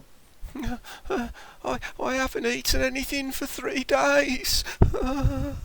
Well, the cook on board our ship cooks up a mean stew. It's lovely. How about that? They're definitely dead, are they? Deader than a dead fish that's been dead for a long time. He looks around and starts to crawl towards you, obviously unsure on his feet. He's still shaking very violently. Tiberius will chuck one of the heads of the shark men down. Have evidence for him into the boat. Ah! Oh my God, no! And he scampers back across the boat, almost tipping the boat and tipping you out, Rodri, as it begins to rock. I just give Tiberius a look. See, they're dead. See, dead. Yep. Not getting up. Dead. He kind of prods it with one of his feet. You can tell now, looking at him, he seems severely malnourished. His clothes are torn, and they weren't particularly good quality to begin with. What's your name, lad? I'm Burn. I'm Rodri, and these are my friends up there. And the captain. Come on, let's get you. You Let's get you won't, you aboard. won't let the sharkmen get me, will you? Oh no, no. We're quite good at dealing with those. Don't you worry, lad. Have you seen my mum and my dad anywhere? Well, maybe we could help you find them. You could tell us all about it. He kind of gingerly sort of starts moving towards you again, looking. He keeps looking over his shoulder very nervously. I'll tie the end of the rope up to the Okay. in the little ship. No. Right, let's get you aboard then. Okay. He starts to climb. You need to help him climb up. He's obviously weakened as well. But you manage to struggle, and he gets up over the rail, pulls himself and slumps onto the deck, sighing. He's kind of panting heavily. He opens his eyes, he looks round. Oh my God! And he stands up and he screams and runs right across the far side of the deck, pointing at Tiberius. Oh, don't worry, he's with us. He's a very monster! vicious. He's very vicious, but only against fishmen. Keep him away from me! Oh, he won't hurt you. Don't worry. Now, come below deck. Let's get you that food, and let's get away from all these people. He follows you, Rodri, but the entire time he's staring at Tiberius as he moves around the deck. As he stares at me, I'll turn back into my gnome form and give him a wink. What the hell's going on? Welcome to the Twilight Zone. Doo-doo. Don't worry, Oh, it's yeah. just hallucinating from dehydration. What was that? I said he's hallucinating from dehydration. It's not really happening. Yeah. Rodri, as you start to lead him back down underneath, can you make an intelligence check for me? Let's take you down to see the cook. Me. Ooh, rolled a 1. Oh, it's a save in it. I wanted to make a check. You did. Okay, you suddenly have this feeling that you've forgotten something. Oh yeah. Oh. There you are. Cook. I'll take you to the cook. Yeah, you take him down to the cook. Give this young lad a warm meal. He looks half famished to death. You come with me, lad. We'll get you sorted out. His name's Burn. Right, you are. Right. I'll head back onto the deck and go. And head back up to everybody. Hey, there's a chest. Look at platypus. There's a chest on board that ship, on board that lad's boat. Maybe someone tried to. Maybe they tried to ransom the kid for something. Maybe that's what's in that chest. Yeah, steady it, and I'll go have a look. Does seem weird getting tied up and then asking where his parents are. Mm. And I'll go back I down. think he's a rich boy. Go back down onto Yep. the rowing, back onto the small boat, Mhm. and have a look at this chest then, and open it. Okay, the See if I chest can. is a small wooden chest covered in seaweed and barnacles. It appears to be locked.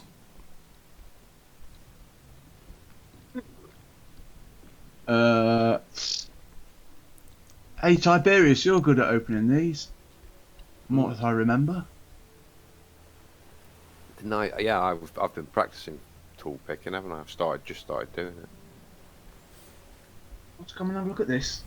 I Can't think get I it was open. getting someone to teach me that. Yeah, I will. I will go and make a investigation roll, if I may, Neil, to do that. Do what?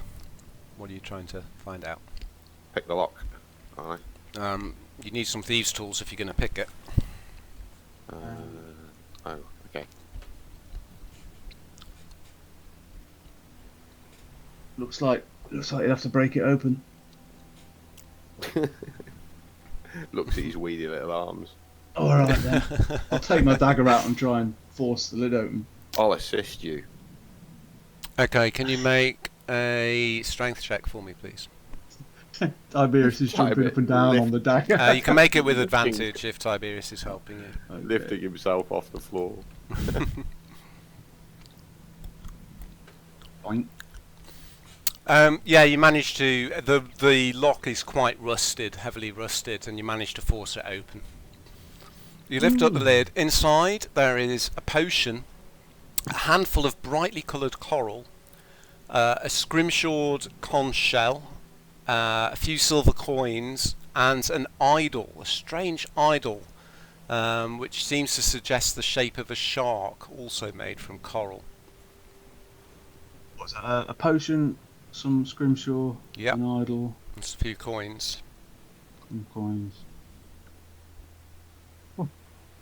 What do I recognise the idol through any religious knowledge? You can make a religion check. I cannot try. Oh, everything's. So yeah, you look down at the idol. It appears to be an idol of a shark made from coral, but the fins have been snapped off and discarded, and it has numerous strange glyphs scratched into its surface.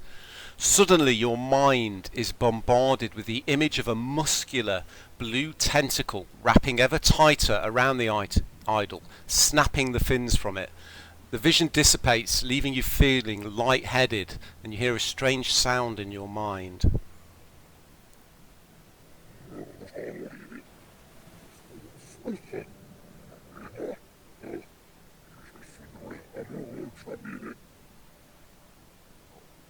Can't hear that. You didn't hear that? No, couldn't hear anything. Oh. I heard it. It's like demonic Yeah. stuff. Yeah, I heard I'll that. have to turn. I The don't think you're bar supposed to understand it. Let me play it again. Yeah.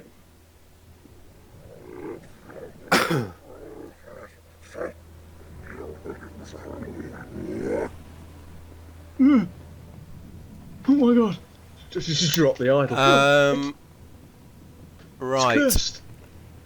I would like you to either spend a sanity point to avoid this, or roll on that table.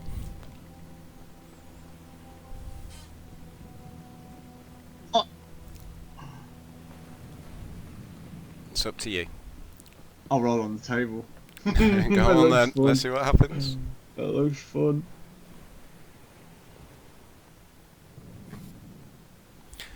Okay, you see Rodri as he's looking down at this idol in the chest. His eyes widen, and he just sits there, shaking slightly but hardly moving, his eyes wide as he stares down into the chest.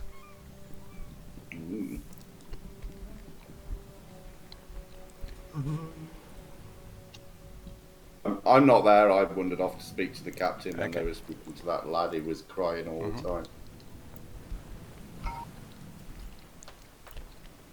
Rodri just seems to be frozen in place above this chest, looking down into it. Rodri, are you okay? I'll walk over and investigate. My tally's been paralysed. Make a medicine check.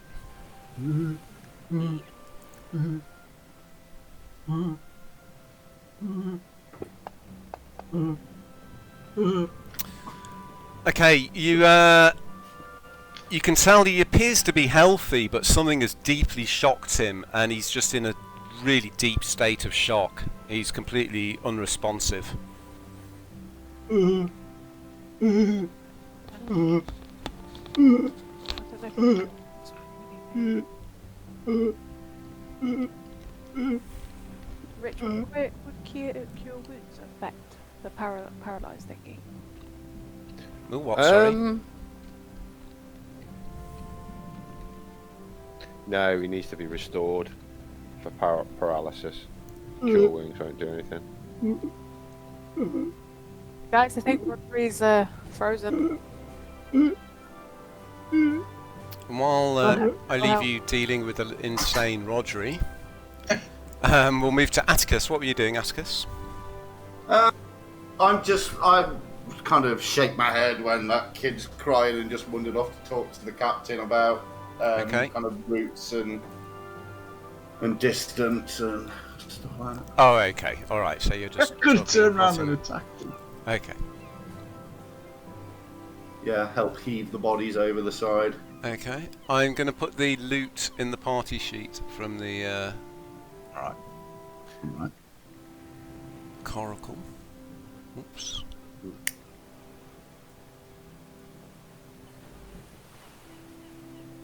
Okay.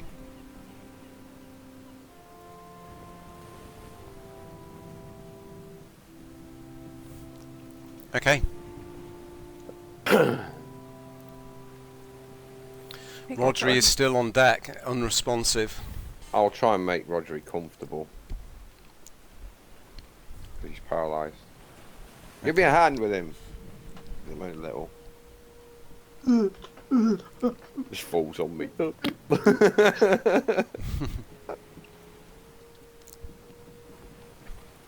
healing kits would probably not. Oh, I've got healing medicine. I could try, maybe. I don't think it'll work. No, he's paralysed. It's magical.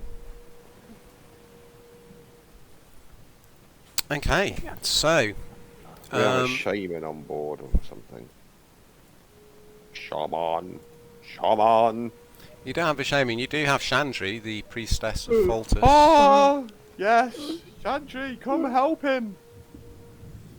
Okay, you go and find Chandri, and she comes down. You show her Rodri to her.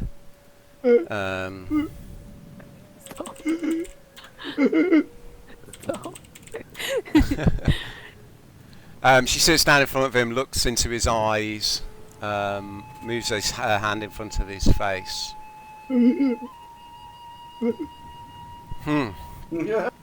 There's one thing I can try. I apologize in advance.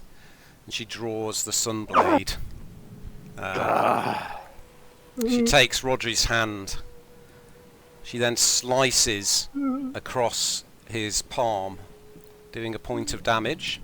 Oops, not 12 points of damage, sorry. Doing a point of damage, and the searing pain from the cut. You suddenly come back to yourself, Rodri. What the fuck? You just cut me! Ow! Ow! I am very sorry, my friend. Oh, pardon me. Sorry. That idol had such a strange vision. There was a massive blue tentacle. It wrapped itself around it and snapped the fins off. It defiled the idol. What was the idol? It's in the chest. There's some weird glyphs on it. She looks over at it briefly. Careful. It appears to be some kind of a shark. Some kind of religious symbol, but it has been defiled. I would say this was an idol of Secula, which is the god of the Sharkmen. Well, we know for a fact that the Sharkmen are at war with somebody. What was that? Was that our theory, that we think that the human civilization? Well, yeah, there was. They were going to get caught up in it, weren't they? Yeah, in Saltmarsh, they struck an alliance with the lizard folk because there was this war coming. War. So it's possible that the meddling powers that are actually the gears behind this foreseen doom are orchestrating everybody against each other. Well, we're not going to find answers here. Let's head to port. Right. When Slarkrithel surfaced, what colour were its tentacles? Kind of a greyish, sort of slightly bluish colour. Not the deep blue that you saw there in your vision. They were a deeper blue than that. Also, the tentacles you saw in your vision were much smaller. They wrapped around the idol, but the idol's only a few inches in height. What was there a creature like that in the Pirates Cove? There was a Kraken priest who had tentacles, wasn't there, in the Tower of Xenopus? Yeah. Yeah. Did it look anything like his tentacles? About the right size, but completely different colour. Almost like that tentacle priest we saw in the thingy of Fissy. Yes, well, the Brotherhood's involved in this, aren't they? In trying to cause trouble. Oh, the Scarlet Brotherhood. Yeah, is it the Scarlet Brotherhood that have offered me a position? You don't know, you just referred to the Brotherhood. The Brotherhood. I doubt if it'd be so open as to admit to being part of the Scarlet Brotherhood. They're evil. It is a very secret organisation. And they already have a job, but it could be useful to infiltrate it. Anyway, thank you, Sandry. My thanks. I think I'll go see how the Of boy course, is. Rodri. She gives you a slight hesitant smile. He talked about his missing parents and wondered if we were here to help him find them. Could be worth finding out what he knows.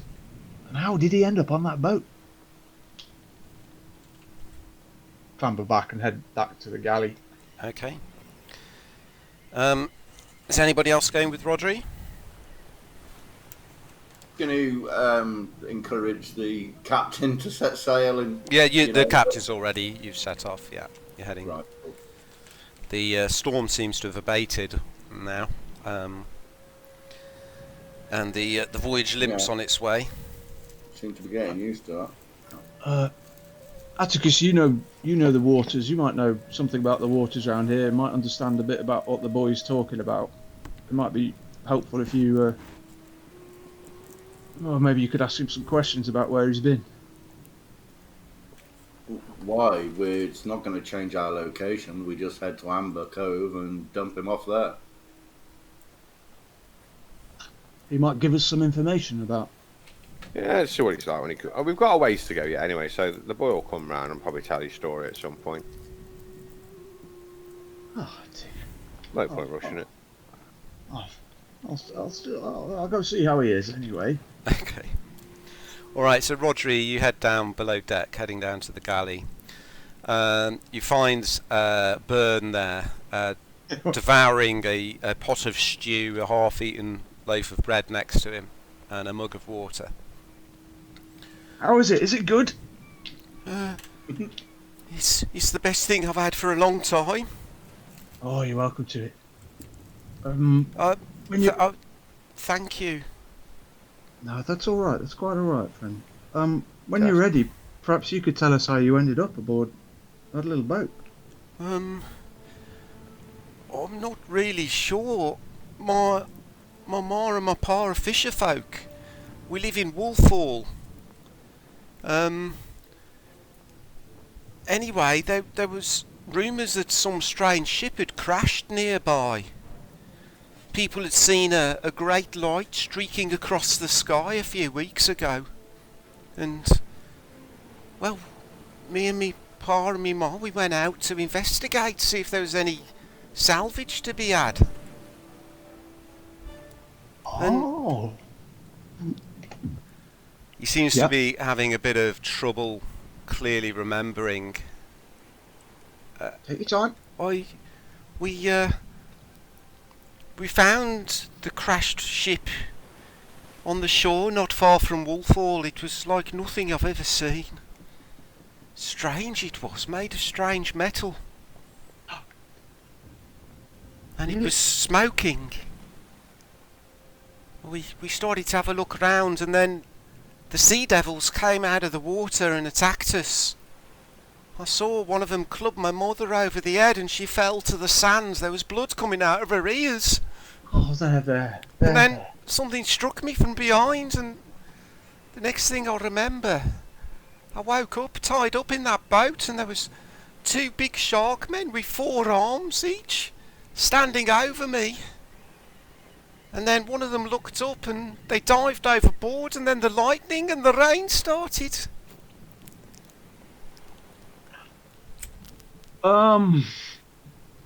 Well, it just so happens that we're going to be investigating that crash. I think we are anyway. We're going to be investigating that. What's your name, Okay. mister? I'm Yeah, that's Rodri. one of the reasons we came across here, mate. Cool. My name's Rodri. And that little gnome who you saw He's up there. scary. He's Tiberius. He's all right. He's all right when you get to know him. Don't leave me, Audrey. Don't leave me on my own. Okay. Take me back to Wolfhall. Wolf. Take me back to my mum and dad. I'll go speak to the captain and see if we can't drop you off. And then we're going to be looking at the crash site, so if your parents are there, I'm sure we'll find them. I ain't going back to the crash site. Just take me back to home, please. Oh yeah, we won't put you in any danger. You'll be safe as houses. He looks at you for a moment. Swear? Swear you won't leave me? I won't let you come to any danger, to any harm. Promise. But I have to help my friends, so I can't be with you all the time. Well, I'll go speak to the captain, see if we can't find you a cabin, and you can have some rest. I don't know if I can sleep. I know some. I'll tell you what, I could tell you some good stories. Some good stories about Pelor, and maybe that'll help you. And maybe you'll drift off to sleep. It always helps me. If I'm scared. Tonight I will pray. Right, I'll go see the captain. You carry on, finish your meal. I'll come back. I'll look after him, sir. Oh, thank you. Thank you. Good. Eat up, lad. Yeah. I'll go find the captain and Okay. ask him for a cabin.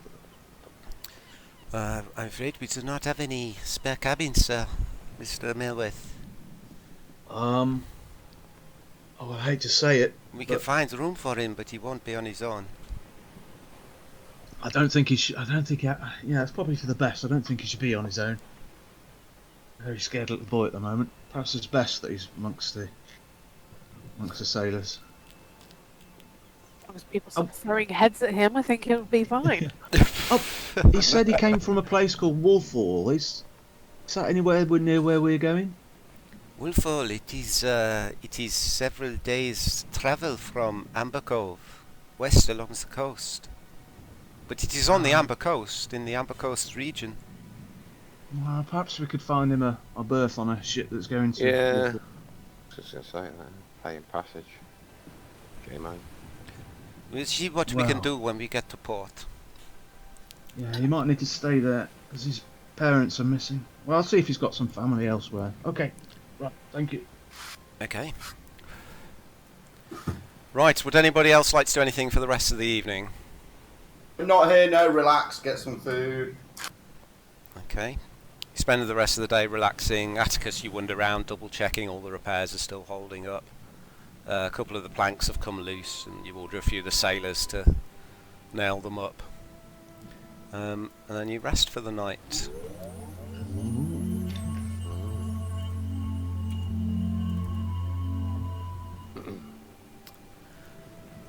After a difficult journey, the still badly damaged vessel, the Voyage, limps in towards the great cliffs at the southern end of Amber Bay. The sun has risen above the eastern cliffs, turning the water a vivid pinkish-orange colour. As the Voyage gets closer, what first appears to be a continuous wall of high cliffs resolves itself, and you see many large, sheer knives of rock thrusting up from the ocean's surface, reaching several hundred feet into the air.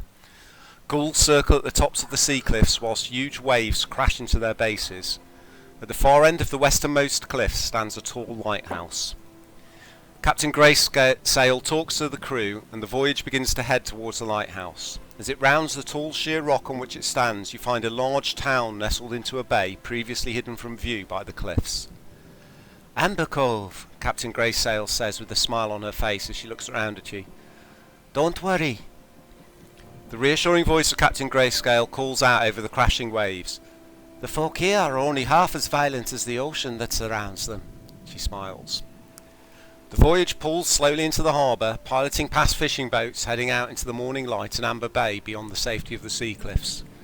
The busy dockside area is open to the harbour, and the town itself stands on a tall stone wall to the west. On a low hill to the east, a crumbling old keep stands watching over the town. And with a bump, the voyage arrives at the docks and ropes are thrown, gangplanks lowered, and stevedores begin carrying cargo up and down the boarding planks. As you get a chance to take in your surroundings, you notice that around a dozen longships sit on the docks. Each boat is of expert construction and is in pristine condition. At the prow of each is carved an animal head, often a seabird or ocean bird roaring with anger. There appears to be a group waiting for you on the dockside, dressed in brightly coloured robes, their heads bowed in greeting. They await your disembarkation. Right. Let me share a picture of the docks, see if anyone recognises that. No.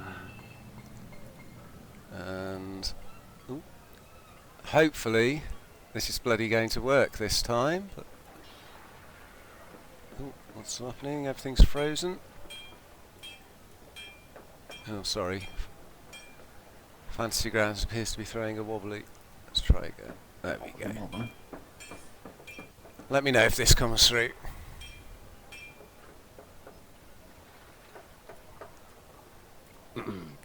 Black screen in a minute. Okay. There it is. Okay. Right, just bear with me 1 second.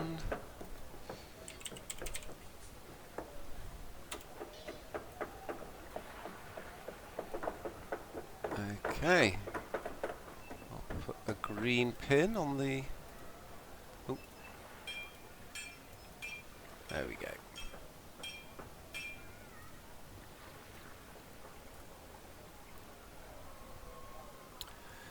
Okay, the people start throwing ropes out onto the dockside, which are caught by workers on the docks, and within a few matter of minutes, the voyage is resting up, gently rocking against the docks of Ambercove.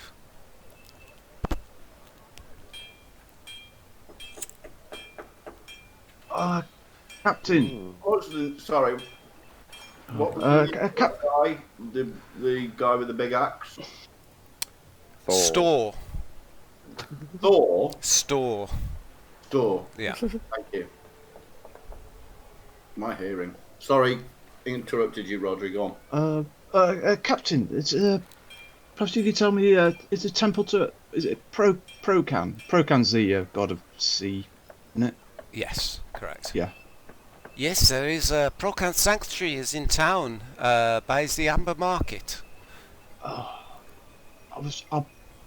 I'll probably take Burn there and drop him off there and leave him with the,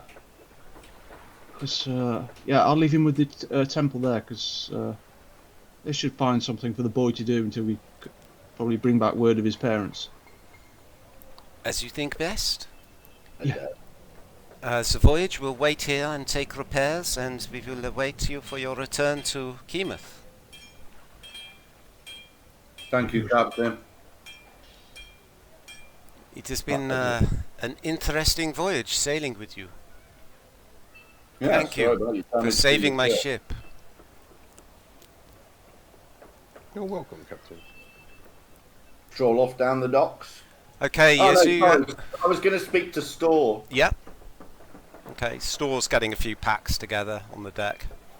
Store, do you know the Archduke? I do know him, yes. Is he a friend? He is a good man, a little stern, but he has the good fortune of the people of Ambercove in his heart. Could you get us an audience with him? I can try, but I think there may be no need. He points over your shoulder at a small group of people waiting at the bottom of the gangplank. That there is Mary Greenholt. She is his right-hand warrior. Seems you are expected. Our reputation precedes us. I suppose it's a done deal then. It's been a pleasure sailing with you. I grasp his arm in a warrior's grasp. I hope it would not be the last time, my friend. You are handy to have on deck when trouble strikes. Likewise. I shall get back to my family and then head up to the keep. Go and meet these people waiting for us. Okay, you gather your belongings. What are you doing with Byrne, Rodri? Are you going to get him, or? Yeah. I'm gonna take him. I'm gonna tell him that I'm gonna take him to the Temple of Procan, and if you wait there, and we'll bring back word of his parents. You're coming with me, aren't you? Oh yes. You're not going to leave me on my own, are you? Oh, the priests of Procan will look after you. No. You promised me you'd take me home. Rodri, you yes. promised me. You swore. I don't think I bloody did. Listen, Oh, Rodri! sorry, party. I've got to stay here and babysit this kid. Why don't you bring him with us? The latest Sandman episode, he could be your muse. Well, if you come with us, it'd be extremely dangerous. You'll look after me, won't you? You got to take me to Walfall. What we're going to do is take you to Temple of Procan. The priest there you can stay with the priest for a while. No, I'm staying with you, Rod. I'm staying with you. You said that you'd look after me. No, I didn't. Once you did, Rodri. Cook. He said, didn't he? He swore. No, even if you listen back to the VOD, I don't think I did. Right. If you stay at the temple there, and then we'll go and look for your parents, and then we'll bring back word to you about your parents. No, I'm sticking with you. Looks like you got yourself a shadow, Meldry. Well, can you handle yourself?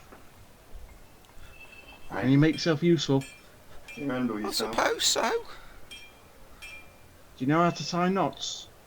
Oh yeah, I'm a fisherman, aren't I? I'm from a fisher folk family. Of course I can. Can you read the waves? Do you know weather?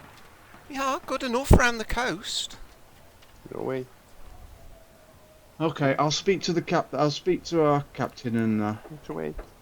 I've just been, thanks, Tiberius.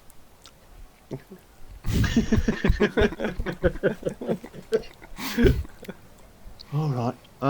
Well, follow me. Well, we've got to go see the Archduke now, and he's a very scary man. It's all right, you'll be there. Okay. And your Come pet, on, your then. little pet will be with you, won't he? I wouldn't call him that in earshot.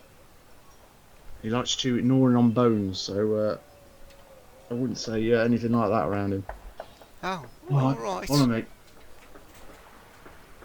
Okay. You start heading down the gangplank, and as you do, you see the small assembled group of nobles. A woman steps forward, dressed in chainmail armour with a long green cloak. She's got long black hair tied up in a ponytail behind her, and a silver pin depicting a ship, pinning a cloak across her shoulders.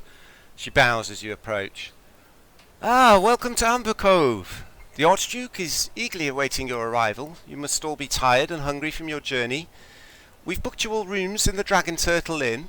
She turns and gestures at a building over behind her. This evening, after you're rested, Archduke Redax would like to meet you at Amberrise Keep. What That would time? be lovely. At the 7th belling. Rodri, did you hear that? Yes. The Yes. 7th belling of your friend, then you can do it.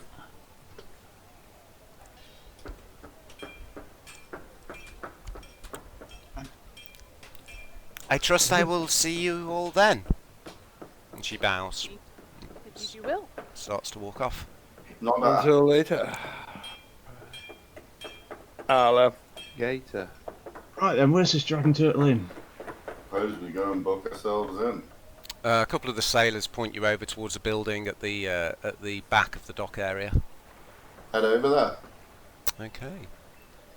You head over to the Dragon Turtle Inn. It's a salt-encrusted edifice near the docks. The walls are built of stone, but atop the whole building is a huge upturned turtle shell of an unbelievable size, must be over 100 feet long. Though not outwardly inviting, the inn appears to be well known amongst the locals, and you can see the light of a huge roaring fire coming through the windows from inside. You head inside. There's a large semicircular hearth decorated with ivory and steel, with a circular bar in the middle of a large room. Standing behind the bar are a pair of lanky, fair-haired twins with large, bushy beards who are sweeping the counter as they dispatch drinks to the locals. They look like this.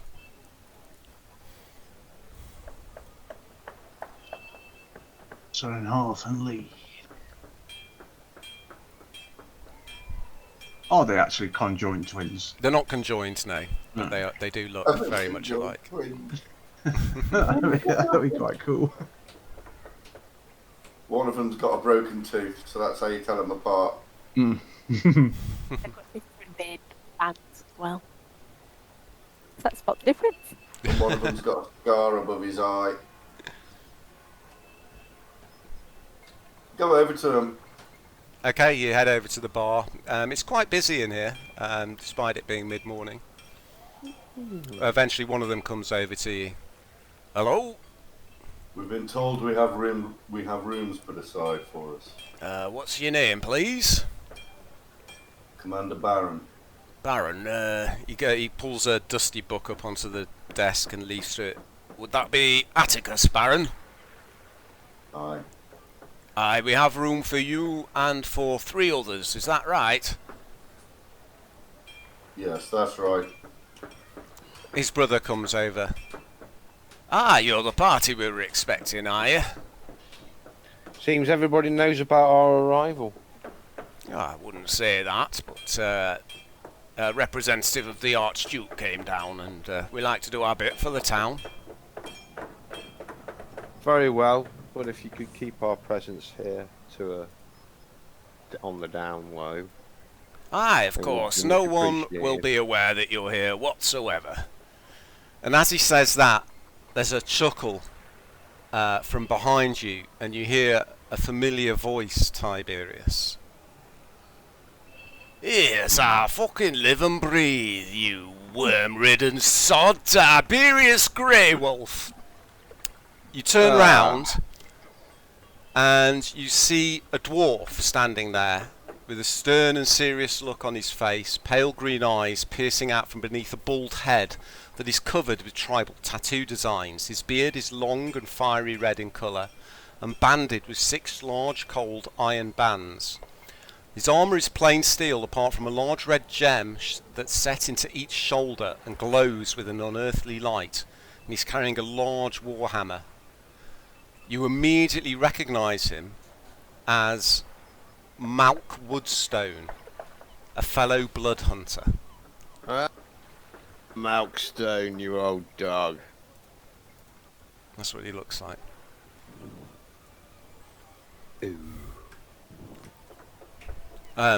He looks at you. He can hardly believe his eyes. I can't believe it. What the hell are you doing in Ambercove? Weren't you supposed to be up north in the Western Commonlands? Yeah, we were. But the game's afoot and it leads us to Ambercove, so here I am. The fates are smiling on us. Lead! Come on, drinks all round! Come on, I got a table. Oh, sounds good. It's been a long journey. What, we've been attacked by sea krakens and... Ah, Yeah. bloody hell, Grey Wolf. You were always one for the stories. No, seriously. It was a fucking kraken, mate. He pauses and looks at you. Ah, well, there's a tale I can't wait to hear. Audrey, blood who's hunters that don't weird lie. man? I don't know. I he's a friend of Tiberius. Don't call him I'll weird. say, come over, Malk. Come meet the rest of the gang. He waves you over to a table where you can see a large shield and a pack with a large book resting against the wall. See you. He's cool. So I'll stab him in the back. What are you doing in the Amber Coast then, Grey Wolf? We are looking for an unidentified source. We're not sure yet. We've got a meeting with the. We think we know what we're here for, but we're not 100% sure. But we've got a meeting with the Baron tomorrow. Ah, well, I think the Fates might have brought you here. You know Malk is a member of the Order of the Mutants. And he's studying under another blood hunter called Lassiz. Where are them bloody drinks? One of the lead brothers comes over and with a tray. Yeah, I'm just keeping it vague. Okay. It's a good job you've come here when you have, Grey Wolf. Well, why? Trouble. Well, I recently took on a contract hunting down a werewolf that had killed 2 teenagers in a village not far to the south. But I've received a summons from the lizard, and I gotta leave. You know, the lizard is the name of his master in the Blood Hunter organisation. And you'd like me to take on this contract for you? Well, it does seem right up your alley. True. Okay. Obviously, the reward will be yours. I've got the contract here somewhere. And he you starts can owe me digging one. through his pouch, his pack. And you owe me a favour as well. Yeah, well, I think this probably makes us even, doesn't it? No. If I wasn't in such a bloody hurry... Ah, here it is! He pulls out a rolled up piece of paper which he hands over to you. I'll glance over it. The people named below will pay the holder of this contract a sum of 50 gold sovereigns for the successful slaying of a vile beast that slew.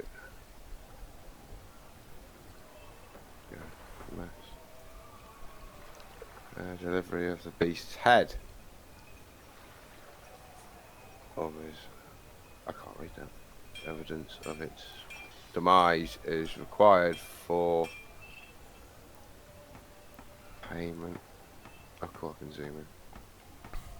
Signed on this day when authorized under authorization. Archduke Beringe's release. Red Axe. Beringe's Red Axe. Oh, so basically the guy of this. Yeah. Okay. Yeah, right. I'll take that with me then. I'll tell him I'm taking the contract. I knew I could rely on you. So, tell me about this bloody Kraken then. I'll tell him all about our adventures across the seas. Okay, you spend the next hour or so sharing a beer with Malk, and his eyes ever widening as you spin the yarn of the fight against the Red Devil. At the mention of Captain Callous, he starts swearing. He can't believe you've come across him. Yeah, Kraken snatched him for our very noses. They say he's of the bloodline of Asmodeus himself. See any evidence of that? Well, he did summon the Kraken. So, possibly. I think he did mention Asmodeus. Yeah. Come and save me. Save me from my enemies. And then it emerged from the sea. The most hideous of beasts. Just bear with me 1 second. Is that going to cause trouble, Asmodeus and Slarkrafel being chums? I've never heard anything to that effect, lad. I seem It's to answer news to his me. call. Seem to answer his call. Yes, I'll deal with this. I know an easy way we can... Oh no, we can't do it. I want the head of the werewolf. I was going to fake a death. We could claim the 50 gold. Would you like to roll a d6, please, Tiberius? Certainly. Like it's in.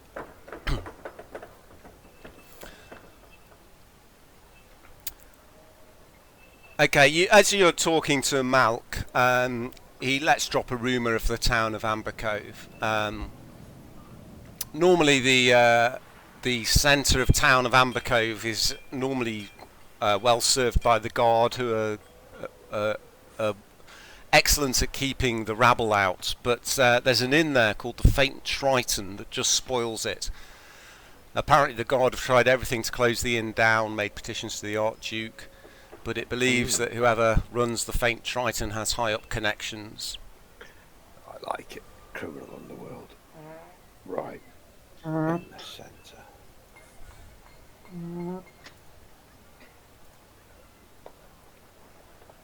Excellent. I'm going to go and check our rooms out, Neil, and get stuff stashed and get settled in. Okay, each room has a fireplace of its own with a large bed covered with furs and woolen blankets.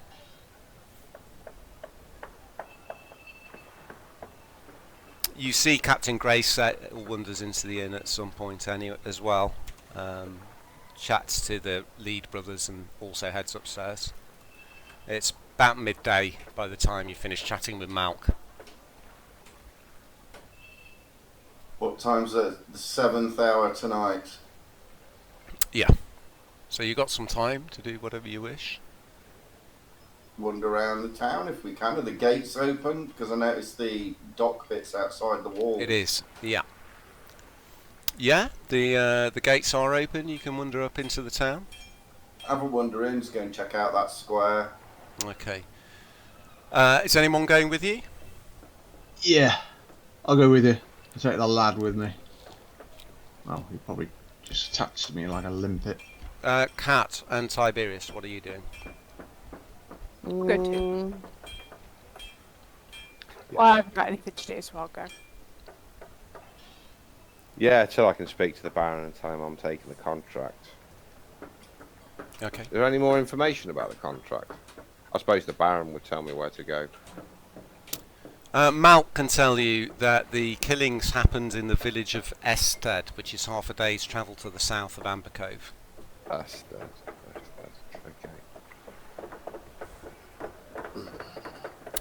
Okay, you head out of the Dragon Turtle Inn, move through the docks, which are quite a busy area. As you get to this point, you see a very large building at the northern end of the docks, a tall wooden warehouse rising up above the homes and shops around it, a few streets back from the harbour. Painted on the front of the building are the words Saltwood Storehouse. There's a large pair of double doors on the front of the building which are open, and inside you can see a handful of people hurrying about, carrying crates and bags and so on. Busy little town. Okay. Reminds me of somewhere.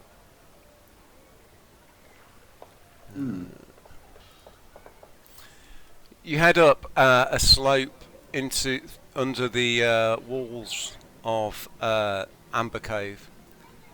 Follow the route up, and you find yourself approaching the market square. On the right hand side is a low class tavern called the Faint Triton. The building's long and low and looks like it's about to collapse at any moment. It's surrounded by a tangle of outbuildings, enclosures and stables. You move through into the Amber Market Square, a large area of open space in the town used as a hub for trade. It's decorated with gardens and topiary. Several ancient oak trees sit in large gardens in the centre of the marketplace.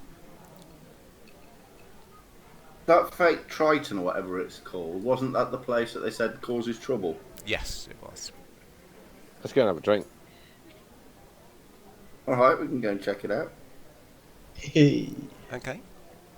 You turn round and you head towards the Faint Triton. Standing pride of place in the lobby of the inn is a crudely carved life-size mermaid suspended from ropes over the reception desk. Nailed to the scantily clad sculpture are the blackened and shriveled hands of patrons who have failed to pay their bills, if local gossip is to be believed. Watch yourself in here, Bird. Keep your hands to yourself. Be careful.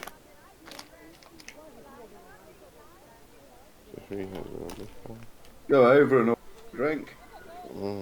Okay, you go over to the lady behind the bar. She's wiping the bar down with a filthy-looking cloth. She looks up at you. Yeah. Ale. Ale. She looks at you all. Yeah, I'll have an ale as well, please, love. Right, you are. 2 copper, please. Right. 2 copper for this fish. Could I have an ale as well, please, Rodri? I'll make that one for the lad as well. Right, sure. She takes 3 mugs off a shelf and wipes them around the rim with the dirty cloth, giving them the most cursory of cleans before going over to a keg and opening it up and letting this thick brown ale splosh in. You're almost sure you can see some solid bits of something dropping in as it flows into the mugs, and she brings it back to you. Hopefully this will put the boy off drink for long. Put airs on his Jelly. chest. There Yeah, you I go. think I'll pass on a drink. Thank you. I'll find a table, an empty table to sit at. Okay.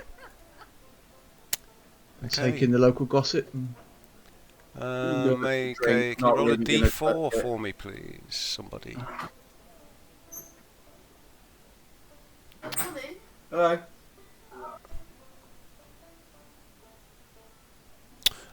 You hear a couple of sailors talking. One of them says that before their last voyage they made a donation at Procon's Sanctuary.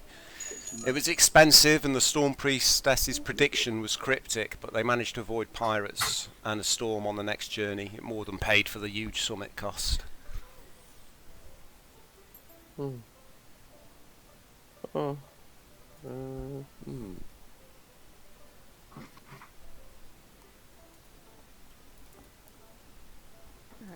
Is the kitten in? right, just, pass half an hour. Try and drink this swill. Okay, make a perception check for me. I'm going to look for signs of the Brotherhood around in this pub. You know. Okay. Can you make a perception for me as well then, please, Rodri? Tiberius. Sorry, Tiberius. So, yeah, you're right. See if we're being watched as well.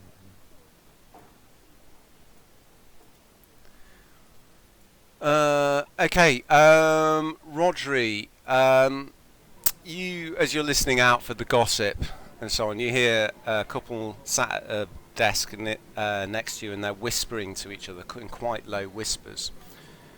But you can make out that they seem to be talking about something living in one of the trees in the marketplace.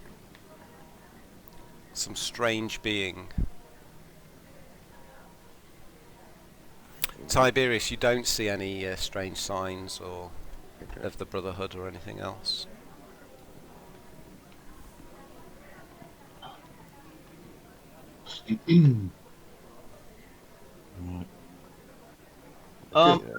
Yeah, just have a listen to see what's going on. But other than that, Okay. we resume our walk around the town. Okay, you head out. See, Sorry, go on. Procon Sanctuary near the square.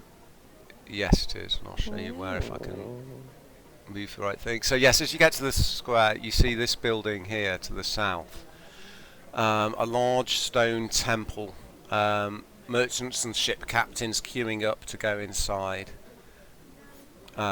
It's decorated around the door with dried seaweed and shells. I'm going to see the priest in here, so I might be a while.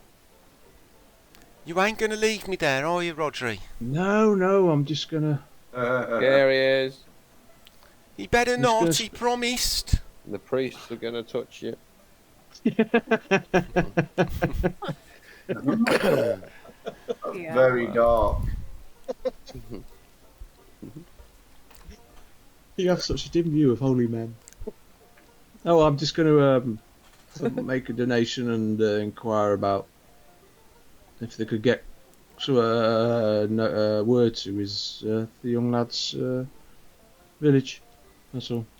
Okay. You head in. There's a few priests around. You can see one of them at the main altar is lighting some candles. She's quite stocky and well built, wearing the blue and white robes of the Church of Procan, with a thick chain around her neck from which hangs a preserved hand. Oh my god. The hell? Lovely. I'll approach her then. Wow. Cheeky. She looks up at you. Yes? Ah, hello. I was well, young lad here, Byrne. We found him drifting on a boat. Says he comes from village of Wolfhall. Oh, He's, yes. He's become separated from his parents, his mother and father. Seems they might have met some trouble. So I was just wondering how best to get word to his village, to his family, to let them know that he's all right.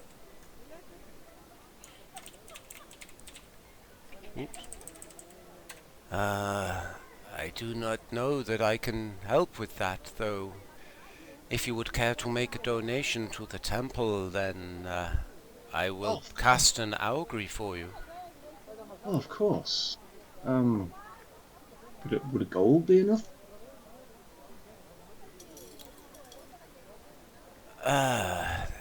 The temple has a lot of work in the city. It is expensive work. Perhaps more like 5 then. She smiles at you. 5 gold, that's coins. incredibly generous. I drop them in the plate. Please, take a seat. Very well. What's she doing? What's she doing, Rodri? Oh, I've just come to... We're just making sure we can get word back to your village that you're alright. I'm sure there's... As well as your mother and father, there's probably people there wondering where you are. The Storm Priestess pulls a small table across and puts it in front of you where you're sitting down on some pews, and she kneels down on the other side of it.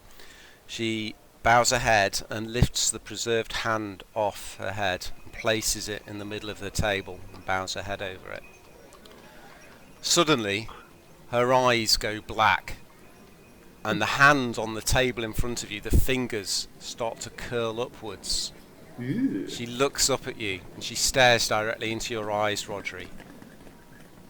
And she says the following: Black sails, black ships, black souls, for Ambercove the bell doth toll. A grasping arm beneath the waves doth send a pirate fleet this way, arriving soon one night, one day. Then her eyes fade back to their normal colour.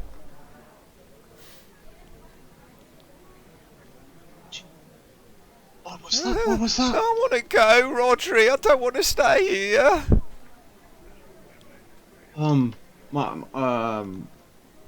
Your Holiness. We better tell the What was that about a pirate fleet? I am only the vessel of our Lord. Black sails, black ships, black. Oh, you took the red fin out. It seems that Procan is warning Ambercove of an imminent attack of pirates. I did not hear the augury myself. You heard what you paid for, and what the Storm Lord deigned fit to tell you. Perhaps when we see the Archduke later, I will pass this news on to him. Rodri, can Thank we you. go? Yes. Oh, one more thing. What's this about something living in the tree in the marketplace? I heard some people talking about it. I ask her. She smiles at you and says, I believe you refer to Hama. Really? What manner of creature is this? She is an ancient spirit of the woodland. Oh. Benevolent. She has watched over this town for many years.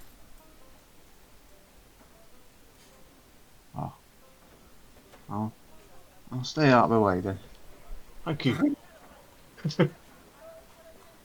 Alright, come with me, Burn. Yes, definitely. I think it's time we took our leave. Thank you again. Alright, let's walk outside, find the others. Okay. I'll tell them about this augury. Okay. Yeah. Just see some dire news from a... I can copy that to communicating chat program. for you so you can do what you want with it. Oh, thank Yeah. you. That's what she said. Bing. Yeah, she cast an augury and her eyes went all black and she just talked about a pirate fleet heading to Ambercove. Perhaps, Oh, yeah. Unless that was the pirate fleet we took out. Well, it's fortuitous that we're having dinner with the Duke tonight. Yes. Yes, I must let him know. It's if these black sails mean anything. Okay. More Where would you equal like to wander character. next, if anywhere? I'll just ask where Tempter Pelor is and I'll just drag Burn along with me and we've got to thank Pelor for your deliverance. There's no temple to Pelor in the town. Oh. Oh well. Go check the other market square out, see what's there. Okay.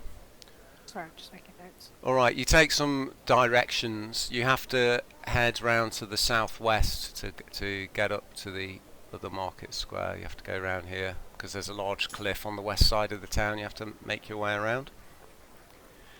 There is a path on the top look. No? Oh, there is. Yeah, you can go that way if you want.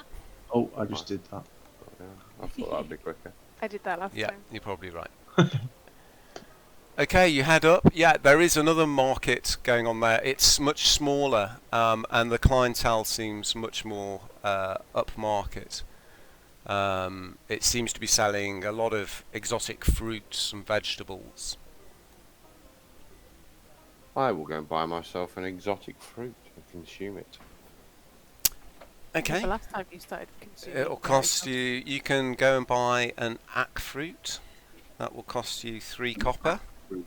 Are they?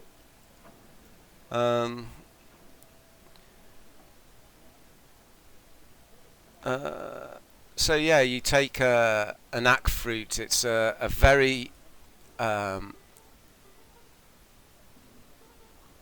it's almost looks like a cross between a peach and a plum. It has a sour and acidic, though not unpleasant taste. About 3 to 6 centimeters in length and orange in colour. Lovely. Oh, lovely. I will No. sample the delights on every shore that we visit. You haven't done any drugs recently. You've still got all them. Oh yes. Where am I? Scorpions. I put them somewhere. So got your box of tricks. I'm gonna get the kid high. No.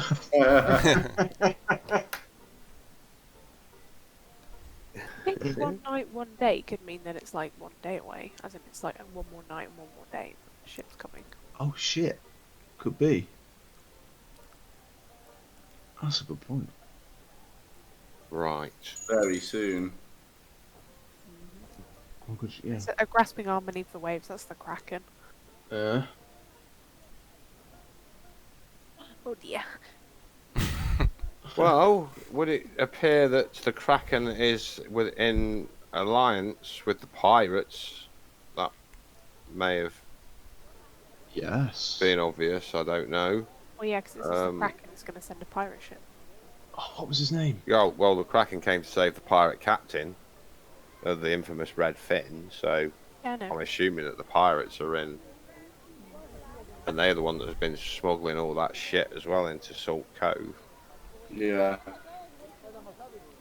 Oh God, yeah, they were after weapons, weren't they? Yeah, so you know what I mean. They're smuggling weapons. The pirates are for the fucking Sharkmen. That's why we keep seeing them together. And the Kraken makes sense. So because that's like probably shark people's bidding. No, not the shark people. The shark people. We'll have to work out how to phrase what we've found out to tell the Archduke tonight without sounding like we're crazy. Yeah, that's going to be difficult. Yeah, it's not the shark people who are in league with the Kraken. We were talking to someone in the town, in the pub, and they said... Lurine Farfog. Augury. Yeah, it's the it's a Sawagin who are in league with the Kraken and the pirate. Could it be a pirate invasion? I hope the Baron has prepared the walls with cannon ready to meet them. Cool. Oh, should we head back to... To leave at once. Let's head back to the Dragon Turtle and eat before we meet the Archduke. Eat before See we if we meet. can't convince him. Okay. You're going to head back down to the Dragon Turtle Inn then? Yeah, we're gonna go wash up. Okay. Yeah, I think so. Alright, you head back down to the Dragon Turtle Inn. You can get yourself a meal for a silver piece each. Oh, I didn't mean to do a long rest then. Crap. Don't matter because you're... No, I don't think we were missing anything. Let me set the time back to what it should have been. There we go. Okay. There's no sign of Malk in there when you get back.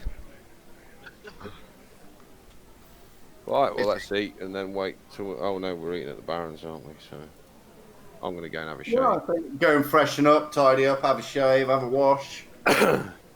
Were we eating at the Barons? I don't think we were. We were going to go there at 7th Bell. That might be a bit...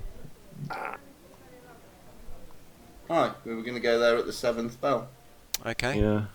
Alright, so you freshen up, have something a bite to eat, and then at just before the 7th belling you start making your way up to Ambercove Keep.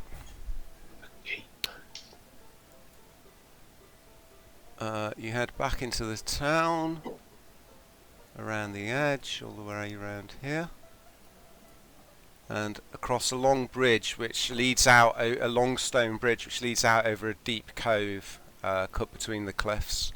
Rising up ahead of you is a crumbling fortress, Ambercove Keep, which overlooks the port.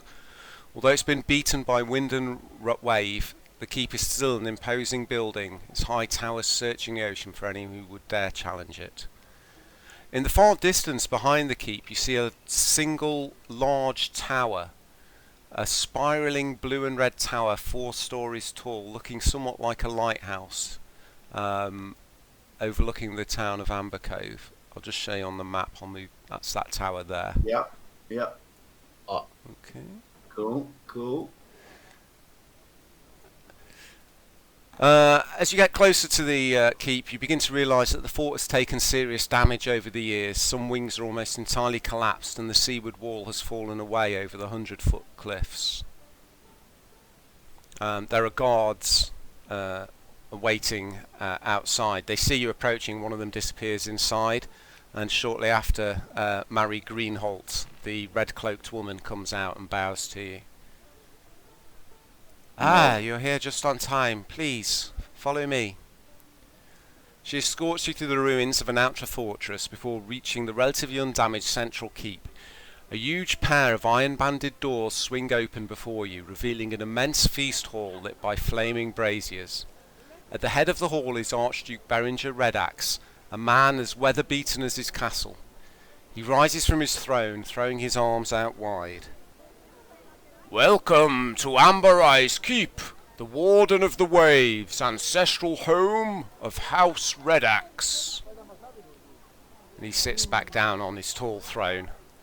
And we will leave the session there for tonight.